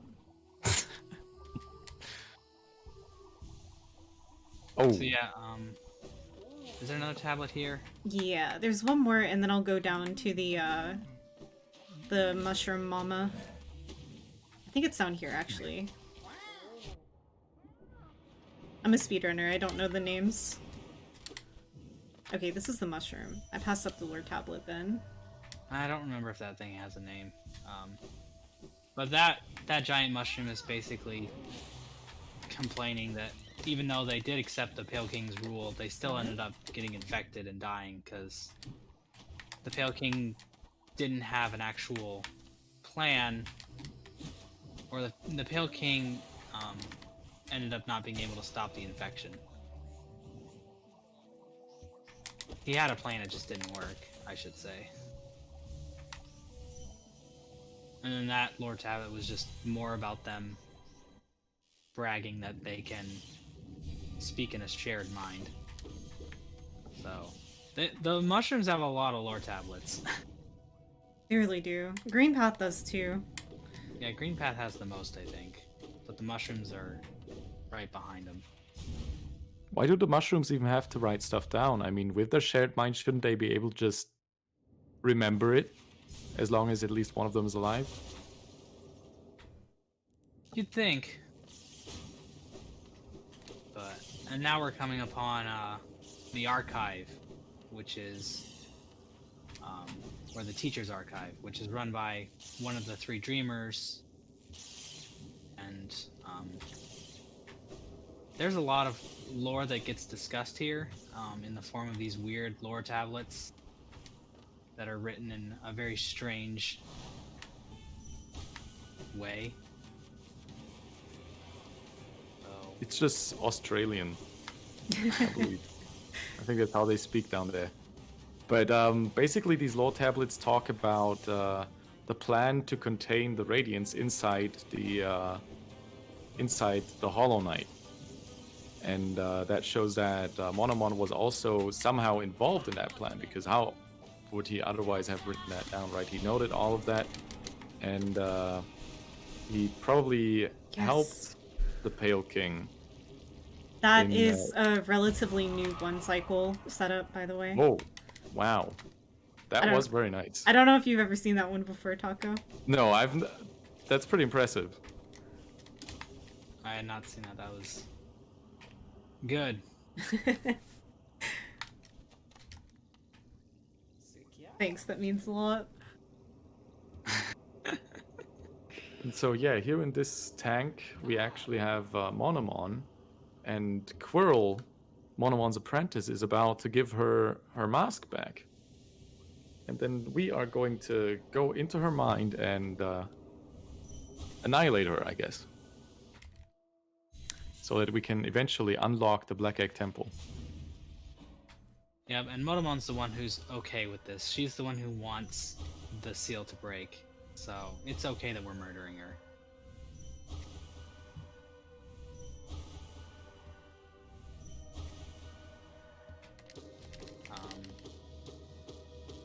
But yeah, she is a pretty important character, I would say. So it's interesting that there's disagreement among the dreamers as to what they should do about our character. Yeah, Hera's obviously the outside one here. Lurian seems like he's the most dedicated to the king, but Monomon seems like she knows what's going on more. Like, based on her lore tablet, she seems more like she knows what the Pale King was actually trying to do. So she's probably in the right, assuming that the seals need to break. And spoilers, she is.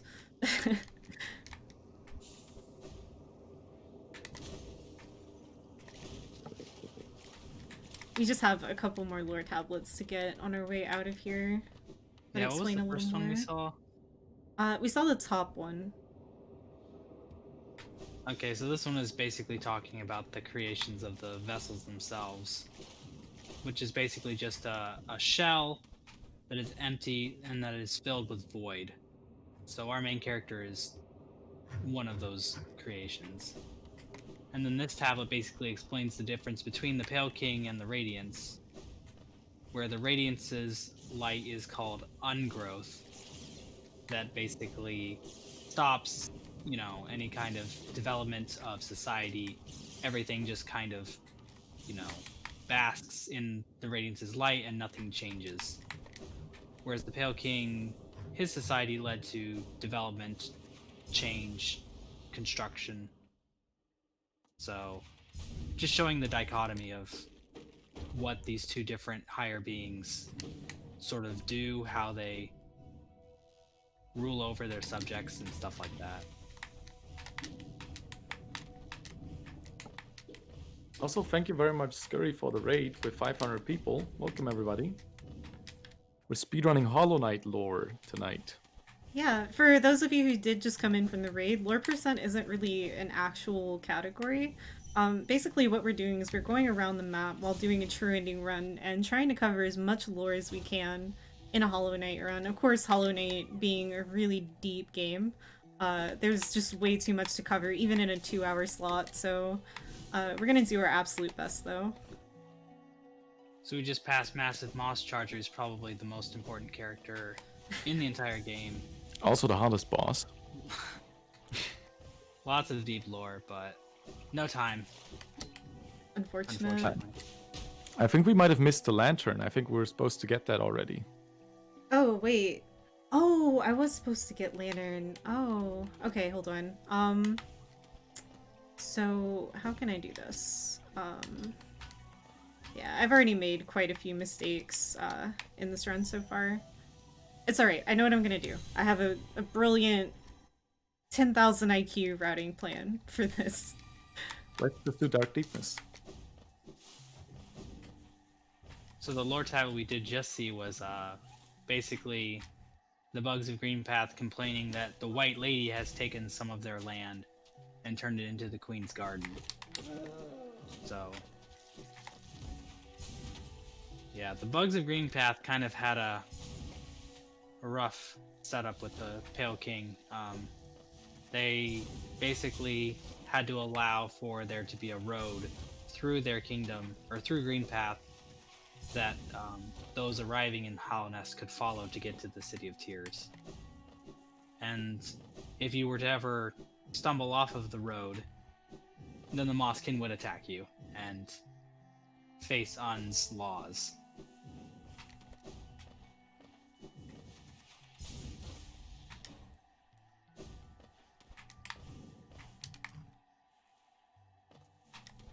Yeah, we're So gonna yeah, have there's a lot to... of go ahead. We're gonna have to take a pretty big detour here, because unfortunately I was supposed to buy the lantern at Deepness, which I forgot about because obviously whenever you're running, I don't know if there are any other speedrunners in chat, but whenever you're running multiple categories at a time, you tend to forget things. Because like, oh, I'm running this other category that doesn't get lantern and my brain just didn't.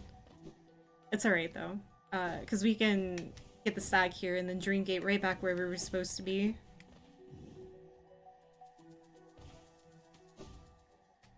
And in the end, that just gives us more time to explore the game and Yeah. talk about lore. So it's a win-win situation.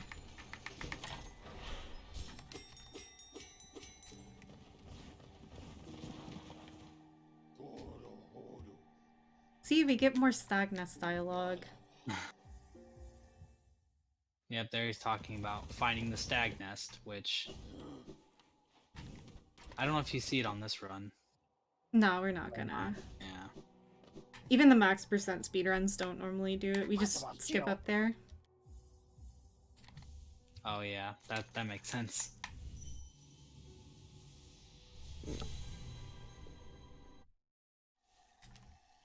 But yeah, Deep Nest is a dark and scary place. You need to have a lantern to even be able to see.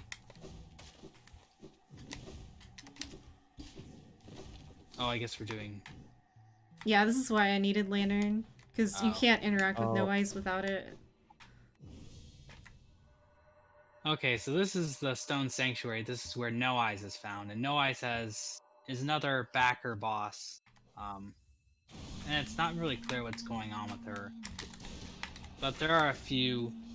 We kind of know what the original Kickstarter story for her was. And it was basically that she left Hollow Nest on some sort of... to go fight or do something. And when she came back, all of her children had been infected. And they told her not to go into the Stone Sanctuary. She did anyway, and her children swarmed her and ate out her eyes and killed her. And her ghost was supposed to warn people about her children, the ghosts of her children murdering them. In-game, it's kind of not clear if she killed her children, or if they killed her, or if she gouged out her own eyes, or if they ate them out of her. Regardless, something very dark and morbid happens in the Stone Sanctuary. Yeah, And it's No probably Eyes better is... that we don't know. No Eyes is probably the worst background story of all of the Grave Warriors. Yeah, I don't think I need to know what happened. She doesn't have eyes, that's... Yeah, that's She was the born one like thing we that. can say. Canonically, she doesn't have eyes. Heck. I missed the pogo. Oh yeah, and another theory is that she tore their eyes out to keep them from getting infected. Yeah, I kind of like that one though. Oh, I wouldn't like that when somebody did that to me. It sounds Yeah. pretty painful. So yeah, she does say like can't dream if you're still breathing, which kind of implies that maybe she killed them so that they would dream, which is part of how the Radiance infects things. So, which means she did kill them so that they would get infected. It's it's sad and depressing no matter how you look at it. So yeah, so we're going to be getting into the Queen's Garden, which the Queen of Hallownest is the White Lady, and she's basically a root-like being. And basically, when Hallownest, at some point during Hallownest's fall, she retreated to the gardens by herself with one of the other 5 Great Knights, Drya, and she rooted herself into the ground and basically sealed herself away in this weird cocoon and put bindings over herself. And she says she does that because she has an insatiable desire to breed, which is interesting.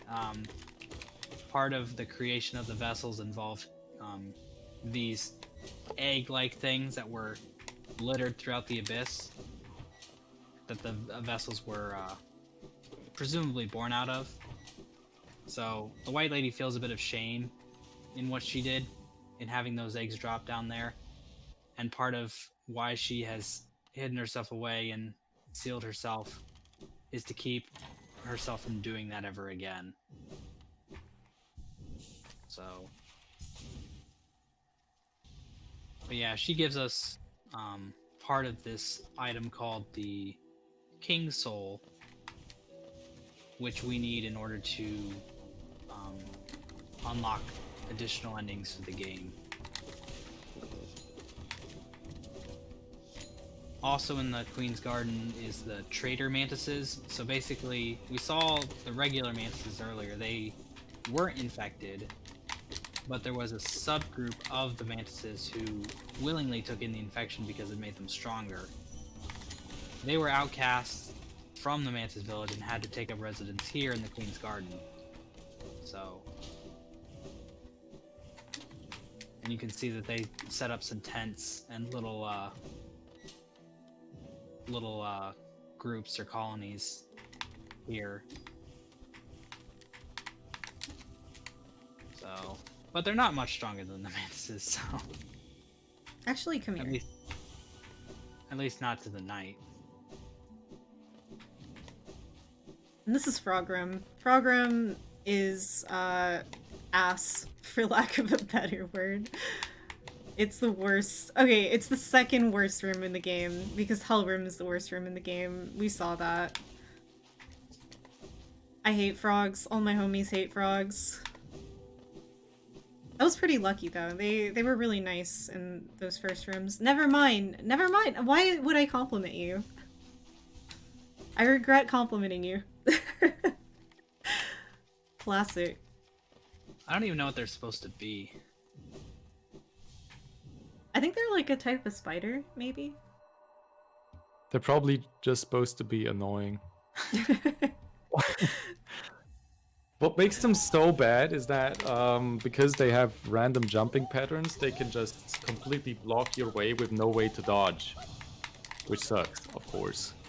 And when you're on low health already, well, you might as well try again. Yeah, I mean, the first rooms were pretty lucky. Frogs are probably my least favorite part of speedrunning Hollow Knight. So that was Marmu we just murdered. She's another Dream Warrior who was actually designed by one of the lead developers' mother, and she voices it. Yeah, isn't her name in code like Mum something? I don't remember. I saw it just yesterday, actually. Oh, I don't know. Probably. It has Yeah, Mum in the name. It's William's mom's design. So, and It's she really also cute. voiced the White Lady too. So, I guess she was in the office when they were doing Queen's Garden. So, they had her do some voices.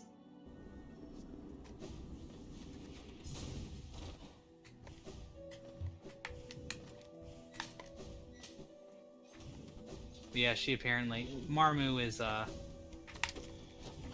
apparently a puss moth caterpillar, which is a real type of bug. Which is it's cool to see actual bugs or characters in Hornet that actually look like real bugs sometimes. Unlike the frogs, which don't look like anything. And here, finally, we have the Traitor Lord, who was once one of the Mantis Lords, but he decided that he wanted to become even stronger and thought that by taking in the infection he would become stronger. And potentially he did, but his sisters didn't really like that, so they cast him out. Now he's just living here in the wild. Yeah, and he's probably a boss that's had the most changes Yeah. since it came out. So on patch 1221, we can actually kill him in the ceiling before he even spawns. He has 360 HP, and he only has 2 attacks, and does 1 damage. And on this patch, he has 800 HP, does double damage if he hits you with any of his blades. His body only does 1, though. And he has 2 different attacks, which we only ever get to see 1 of in the speedrun because we usually stay right on top of him. The other attack is a ranged attack that you have to be pretty far away from him for his AI to go for.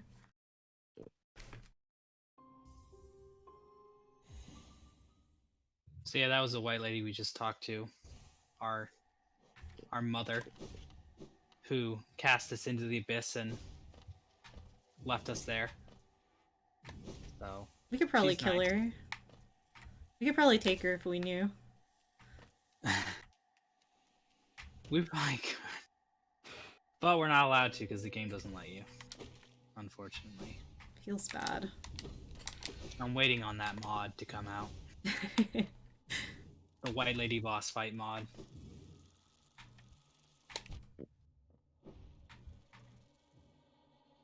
I don't think she'd put up much of a fight. She seems to be quite old and senile. She doesn't even know that Drya, the guardian that was supposed to protect her, is dead right outside of her tent. Yeah, people like to say that she has no idea what she's talking about, but I'd say that from what it appears, she is going blind, and she's very isolated from a lot of things because she's in that cocoon and everything. But one thing that she can definitely sense is like big things like the vessels and the Radiance's powers, because she is aware of that stuff. So That's true, yeah, for sure.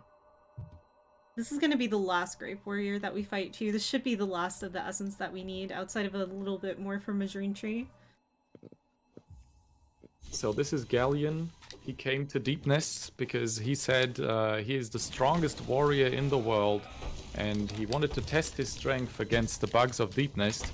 Unfortunately, though, he kind of took on more than he could handle, and he died fighting those. And he actually acknowledged... Wait, that thing's not supposed to slide there. It's not. He actually acknowledged the corpse lying there, but he didn't recognize that it was his own. And only now, after we've defeated him, he realizes, oh, wait, it is me who died. Similar to what we've seen with some other Dream Warriors. yeah, it's sort of like when you realize you're dreaming and you wake up. When the Dream Warriors realize they're actually a ghost, they turn back into essence. Which is good for us, obviously. Is that what happens to our dream selves whenever we wake up? We explode. Kind of sad.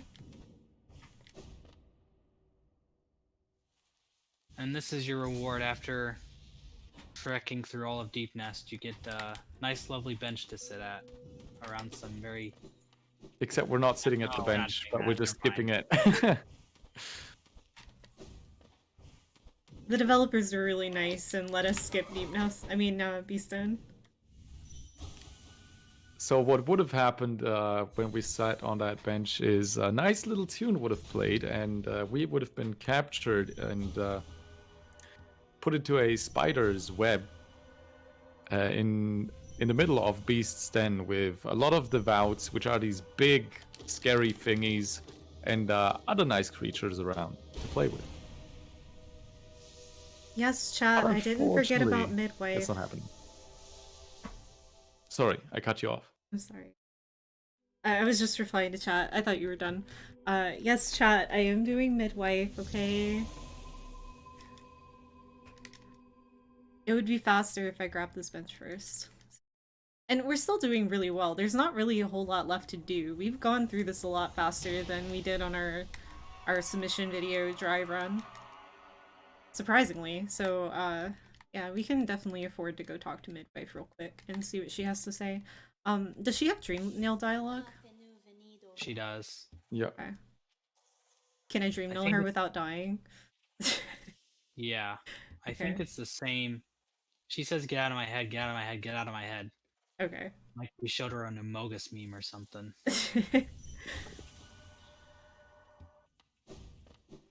So, and then if you have the Weaver song charm, she'll say, "Just because you've made some friends doesn't mean you're friends with me." Woo! Deep Nest Grub. It deserves to be saved by someone. Alright, so we'll take this bench so that way we can get back up really fast after going down to Deep Nest, because this whole drop is very, very long. This is quite a ways down here. Yeah, I think she has 3 lines of dialogue and then a 4th if you've met Hornet. But you have to keep walking in and out of the room to get her to say them all. Oh, heck. But you can only, if you only want to talk to her once, I mean. Yeah, that's fine. She's one of my favorite characters, because, I relate to her. How do I Dream Nail her? I think you can just Dream Nail her. Oh, I guess maybe you have to wait for her to... Maybe she has to not be attacking. Yeah. I thought you could. I like her because when you meet her for the first time, you really want to be told what's going on. But she just attacks you instead.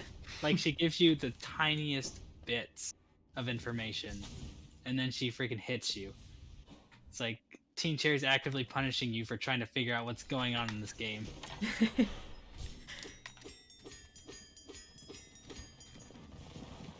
So, thanks, Team Cherry.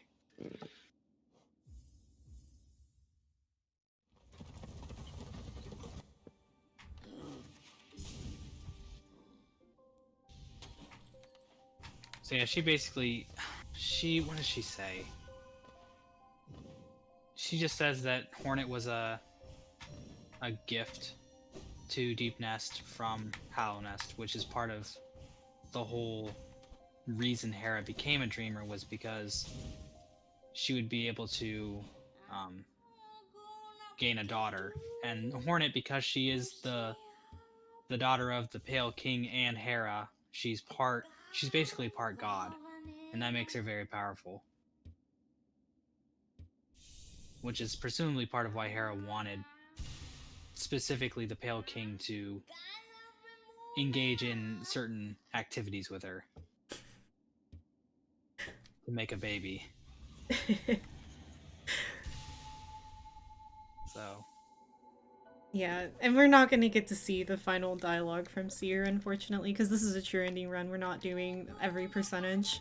And Ascending Seer is actually really interesting. I didn't notice this until someone else pointed it out to me.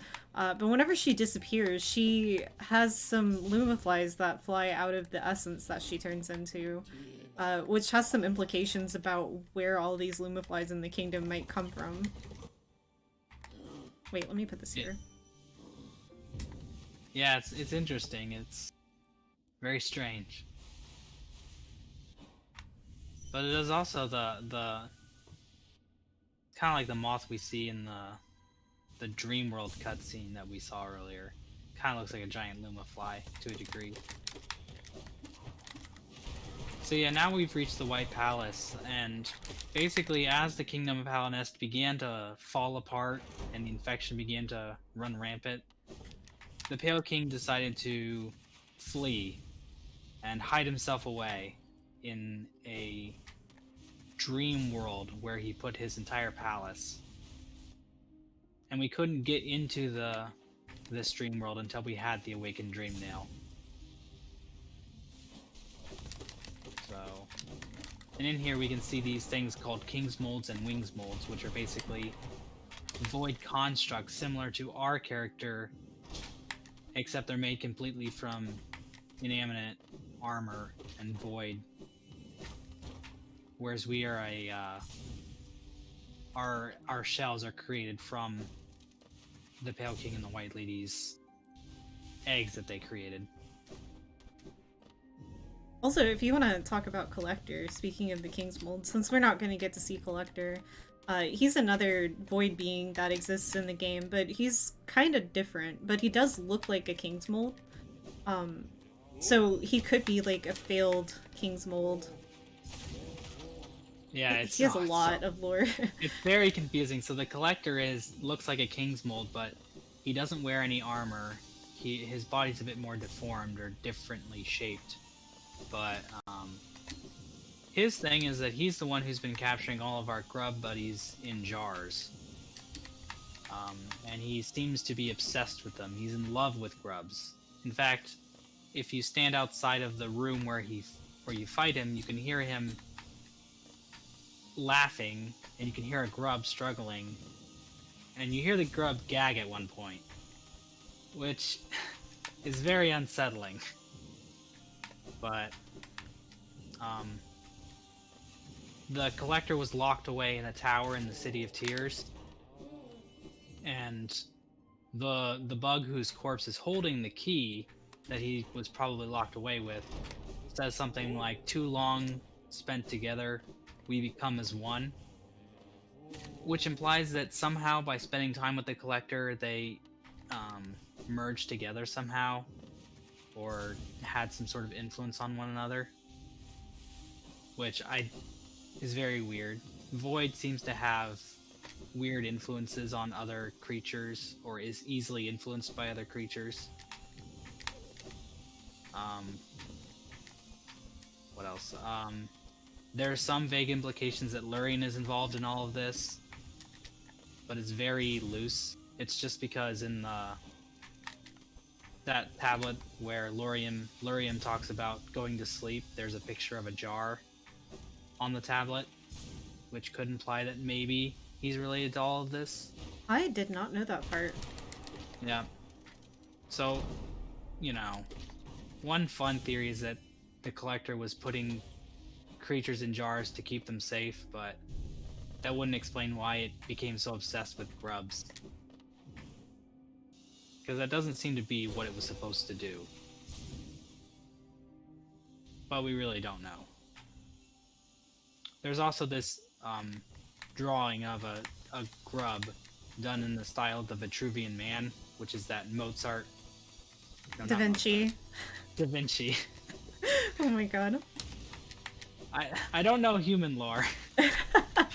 I know Hollow Knight lore. The Da Vinci's Vitruvian Man, but it's done as a grub. And it's like, what in the world? What was this guy into? And now we're on to the Path of Pain, so I guess I'll talk about the lore for that now. Unless there's some speedrunning stuff you need to talk about. Nah, this is just normal Path of Pain. Okay. So the Path of Pain is an offshoot of the White Palace that was added after the original game, or after the game initially came out. And this shows us... This area starts off with a tablet that says that there's basically a sealed truth, or something like that. Those who want to see the truth must endure the harshest punishments or something. And when we get to the end of this, we get a cutscene that is very interesting, and it gives us an insight into the relationship that the Pale King had with the Hollow Knight, which is, you know, the chosen vessel, the vessel that was picked out of the entire lot of all the vessels that were born as the perfect Hollow Knight who could contain the Radiance. And we know that at some point, either from the very beginning or from something that happened, the Hollow Knight stopped being hollow. And the cutscene at the end of this Path of Pain, I think, shows that all of this comes from the fact that the Hollow Knight formed some sort of relationship with the Pale King, which tarnished it from being a pure hollow vessel. And that's also why this memory is so well kept.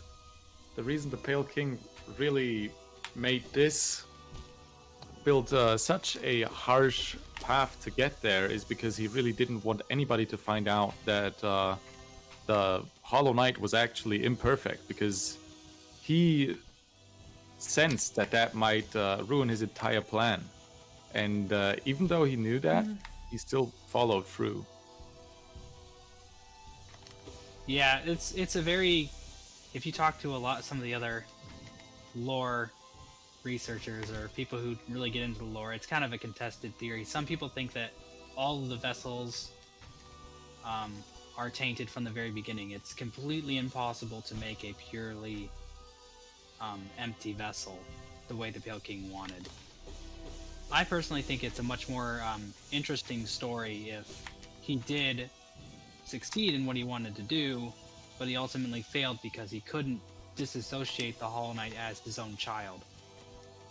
It really makes it feel more like a Greek tragedy or something like that, where a god who was all powerful ended up screwing up their own success. So, and that's sort of, this whole part of the game is sort of the crux of Hollow Knight's story.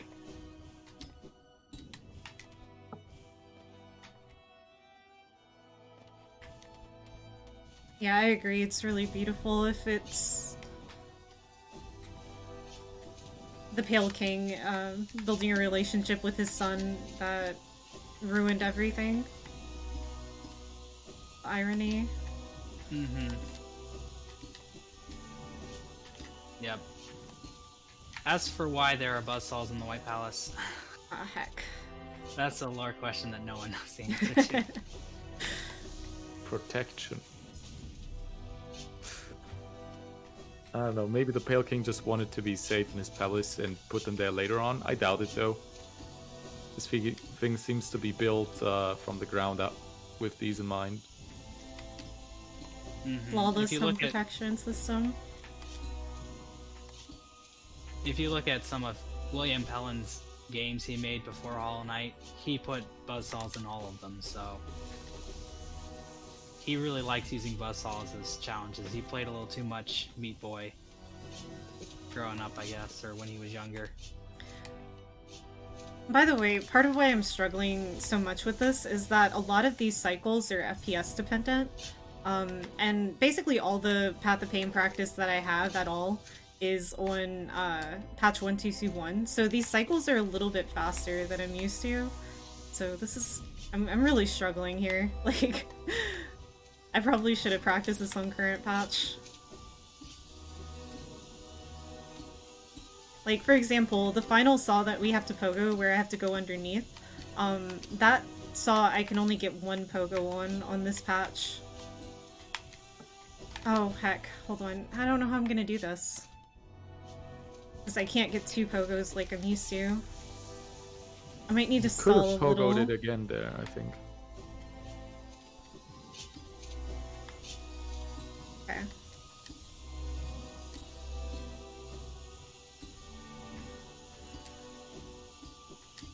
Why are there spikes on the top of the lifts in the save tiers? From a technical standpoint, I'm sure Team Cherry just didn't want to Actually, deal with that. Actually, I do know the answer to that as a speedrunner. If you touch an elevator, um, whenever it's moving, it gives you elevator storage, and not having a way to deal with players landing on top of the elevator was kind of game breaking.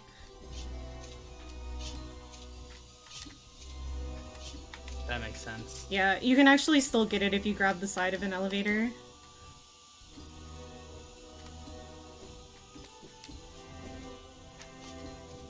Yeah, I know that I remember William explaining to me how they got the sloped surface of one of the elevators in the transition rooms, how they got that to work, and it was really funny.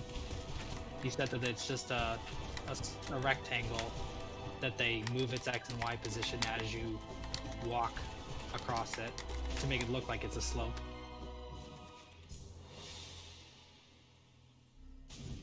Nice. Good job, Em. That took a little bit. We got there though. And this is the cutscene that we've been talking about, where the Pale King looks at the Hollow Knight, and the Hollow Knight looks back, and it implies that the Hollow Knight, well, does have some feelings for his father. Some affection. Isn't there a cut Dreamnail dialogue about that too? Yes, there is. In the Hollow Knight fight, there's Dreamnail dialogue, and most of it is just the Radiance talking. But there is one dialogue from the Hollow Knight itself that just says "Father?" with a question mark, which basically implies that would, if the Hollow Knight has any kinds of thoughts at all, it would be about its father.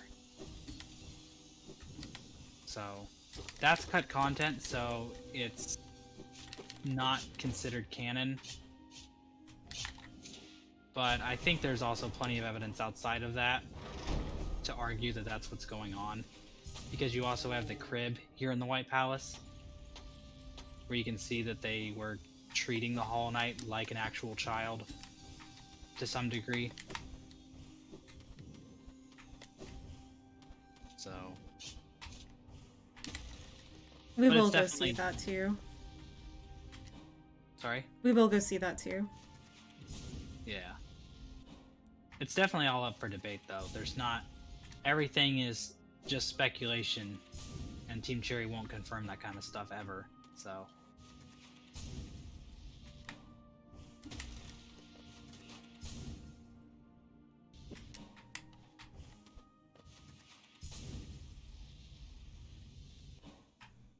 But yeah, this area is the workshop where the Pale King appeared to have done some experiments with Void.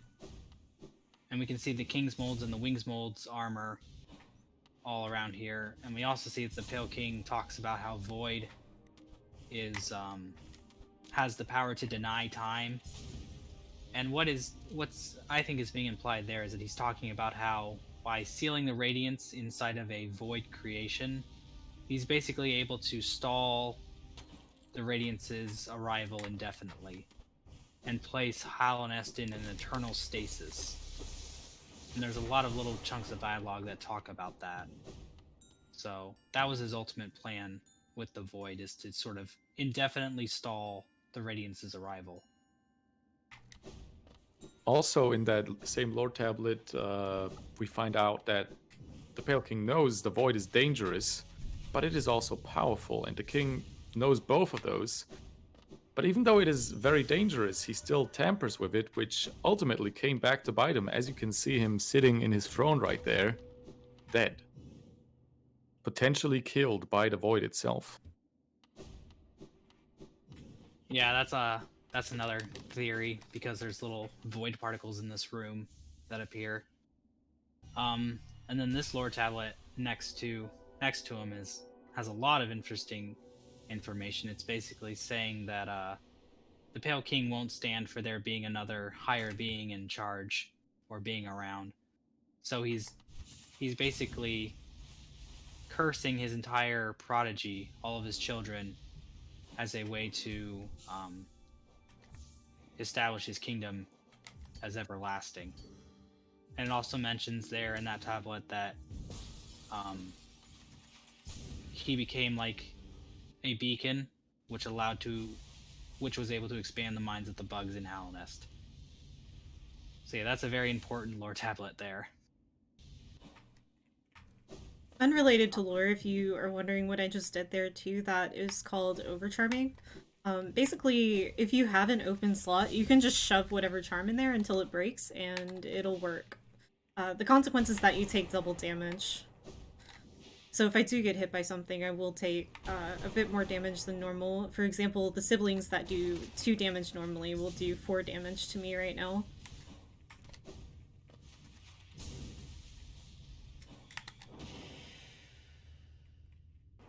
With the Abyss, there are signs of some sort of ancient civilization that was here before the Pale King and Hallownest. And this room is one of those examples with these faces. And if you dream nail in here, it says, "Our voices shall cry out again," or something like that, or "Our voices shall be heard again."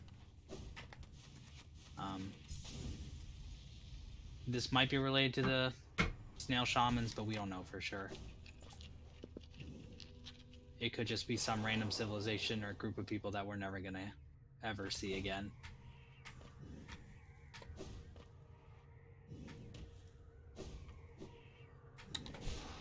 And this place is called Birthplace.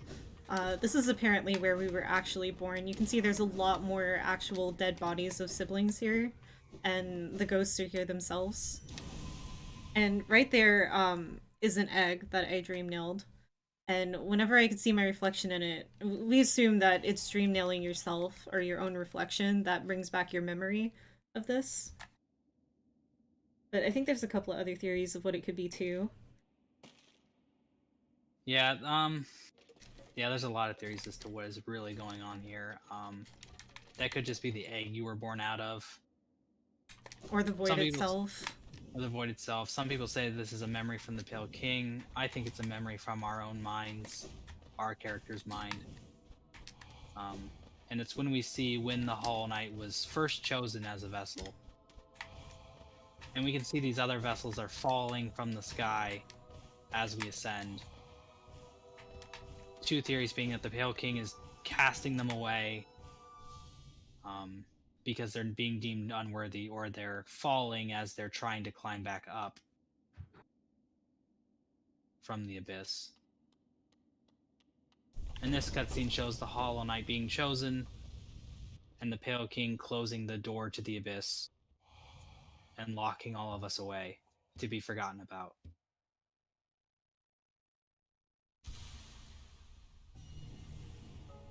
So, and then there was a lot of text explaining what the Pale King's goal was to create a creature that had no will to break, no mind to think, no voice to cry suffering, and that he has chosen the Hollow Knight as the vessel. And after seeing that cutscene, we get our King Soul gets turned into the Void Heart. Looks like the screen is incorrect on the stream. Wait. Okay. Oh. One of the, I got caught off for a second. Okay. You guys didn't miss anything, don't worry. Are we good? I can wait until... No, it's good. Yeah, it's fine. Okay. So... And now we're at the Black Egg Temple. Hornet is here. I'm gonna do this cool trick, though. Oh, yeah.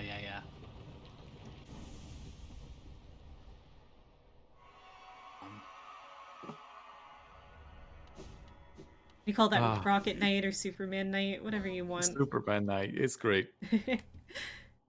I wish the entire game had that animation. Me too. But yeah, Hornet will show up if you've done all the requirements for the extra endings. Oh, wait. Oh, read World Sense. Yes, very important lore tablet. I know the state of the world. I can see my percentage. Imagine being able to see your percentage. By the way, this run gets exactly 50%. So that's kind of cool. I feel like this lore tablet makes absolutely no sense because it's clearly talking to the Hollow Knight. It's saying, "Vessel, though bound, you shall know the state of the world." But the Hollow Knight is locked up in this other room where he clearly can't ever read it because he's bound and he won't ever get out, right? That's the plan. So, why is that tablet there?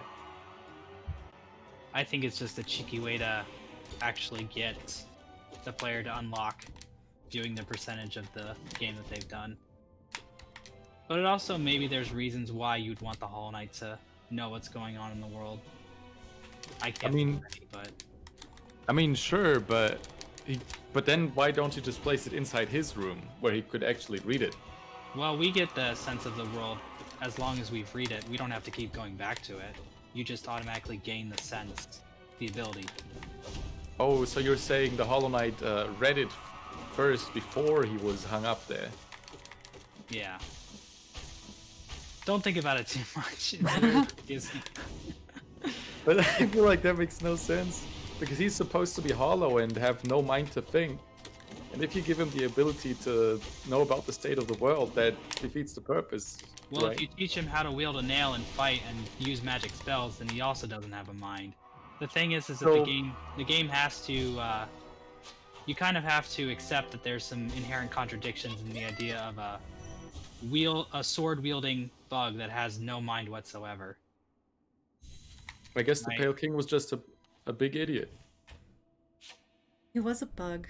Or a well, I'd worm. say you have to kind of suspend your disbelief for some parts of the lore. Otherwise, it's not going to make any sense. No, I totally get you. I'm just messing around. Yeah, so there's a lot of really cool lore in that fight scene that we kind of just talked over. Halfway through the fight, the Hollow Knight starts stabbing itself. But potentially because it's trying to kill the infection or because it's trying to help you. And then eventually Hornet comes in and cracks its shell so that we can dream nail it. That way we can reach the heart of the infection, which is the Radiance. This giant moth-like creature that is now spamming swords and lasers at us. Okay, the second hit was not intentional, the first one was.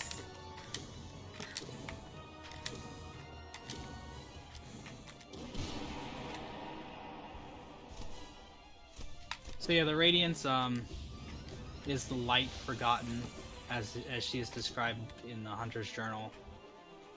She's the thing that everyone's been seeing in their dreams, the one controlling everything. And you can debate as to whether she's truly evil or if this is just her lashing out, trying to break free from the prison the Pale King put her in.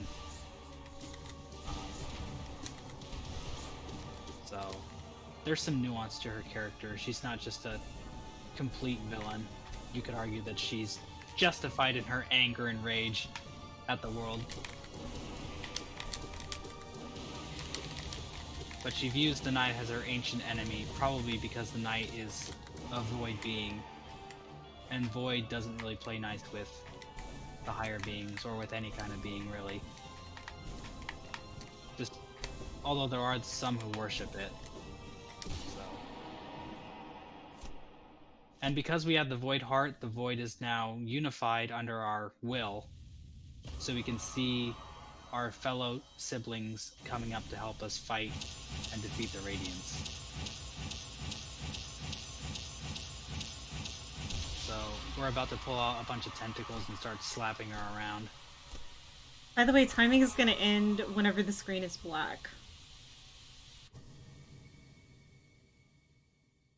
That now should we've be time. defeated the Radiance, ripped her face open, and I guess she's gone for good. Until we do the Pantheon endings. Yeah, GG. So that's a lot of lore that we just covered. Thank you guys so much for doing this with me, by the way. You guys should definitely follow both Taco and Mossbag. I don't know if we have a commentator command for that. Mossbag, one of the greatest lore YouTubers that Hollow Knight has. He's done a lot of research and a lot of work in the lore aspect of the game. And Taco is a speedrunner, and he also does a lot of cool YouTube content. So you guys should check both of them out. You guys should also definitely check out Emray. She just did 2 3-hour runs back to back which is absolutely crazy. And she also does a bunch of crazy stuff on her Twitch. So definitely go give her a follow. Yeah, if you guys have anything else that you want to add to the end here. So basically, now that the Radiance has been destroyed, the black egg kind of just melts away and disappears. The night has joined the void and left its shell, so that's why it was cracked open. And now we're seeing what appear to be the siblings finally going to rest after the Radiance has been defeated. So it seemed like they were lingering until the original purpose they were designed for was defeated. It's deep. Maybe. Who knows? Maybe it's not deep. Maybe they just happen to die. So yeah, also, if you guys are interested in Hollow Knight speedrunning, you can join the official Discord server, discord.gg/Hollow Knight. We're actually going to be moving to our own speedrunning server soon, trademark, but right now we're hosted in the official Hollow Knight Discord. And on top of that, the Hollow Knight Discord is full of a bunch of different types of people. It's mostly a casual server, so if you like lore discussion, that's another good place to be. So yeah, I think we're done here. I think that's it. Thank you again, really, really Longathon, for accepting this run and letting us do this. It was really cool. Because, I mean, obviously, speedrunning, we don't get to see a lot of this cool stuff, and having Mossbag here too was really great. Yeah, hopefully that wasn't too scatterbrained. There's a lot to talk about in it. No, you did great. It's easy to get lost in all of it. Yeah, again, thank you very much for the invite, Em. It was a ton of fun. I hope we can do it again sometime soon. Yeah, maybe. Yeah, thank you.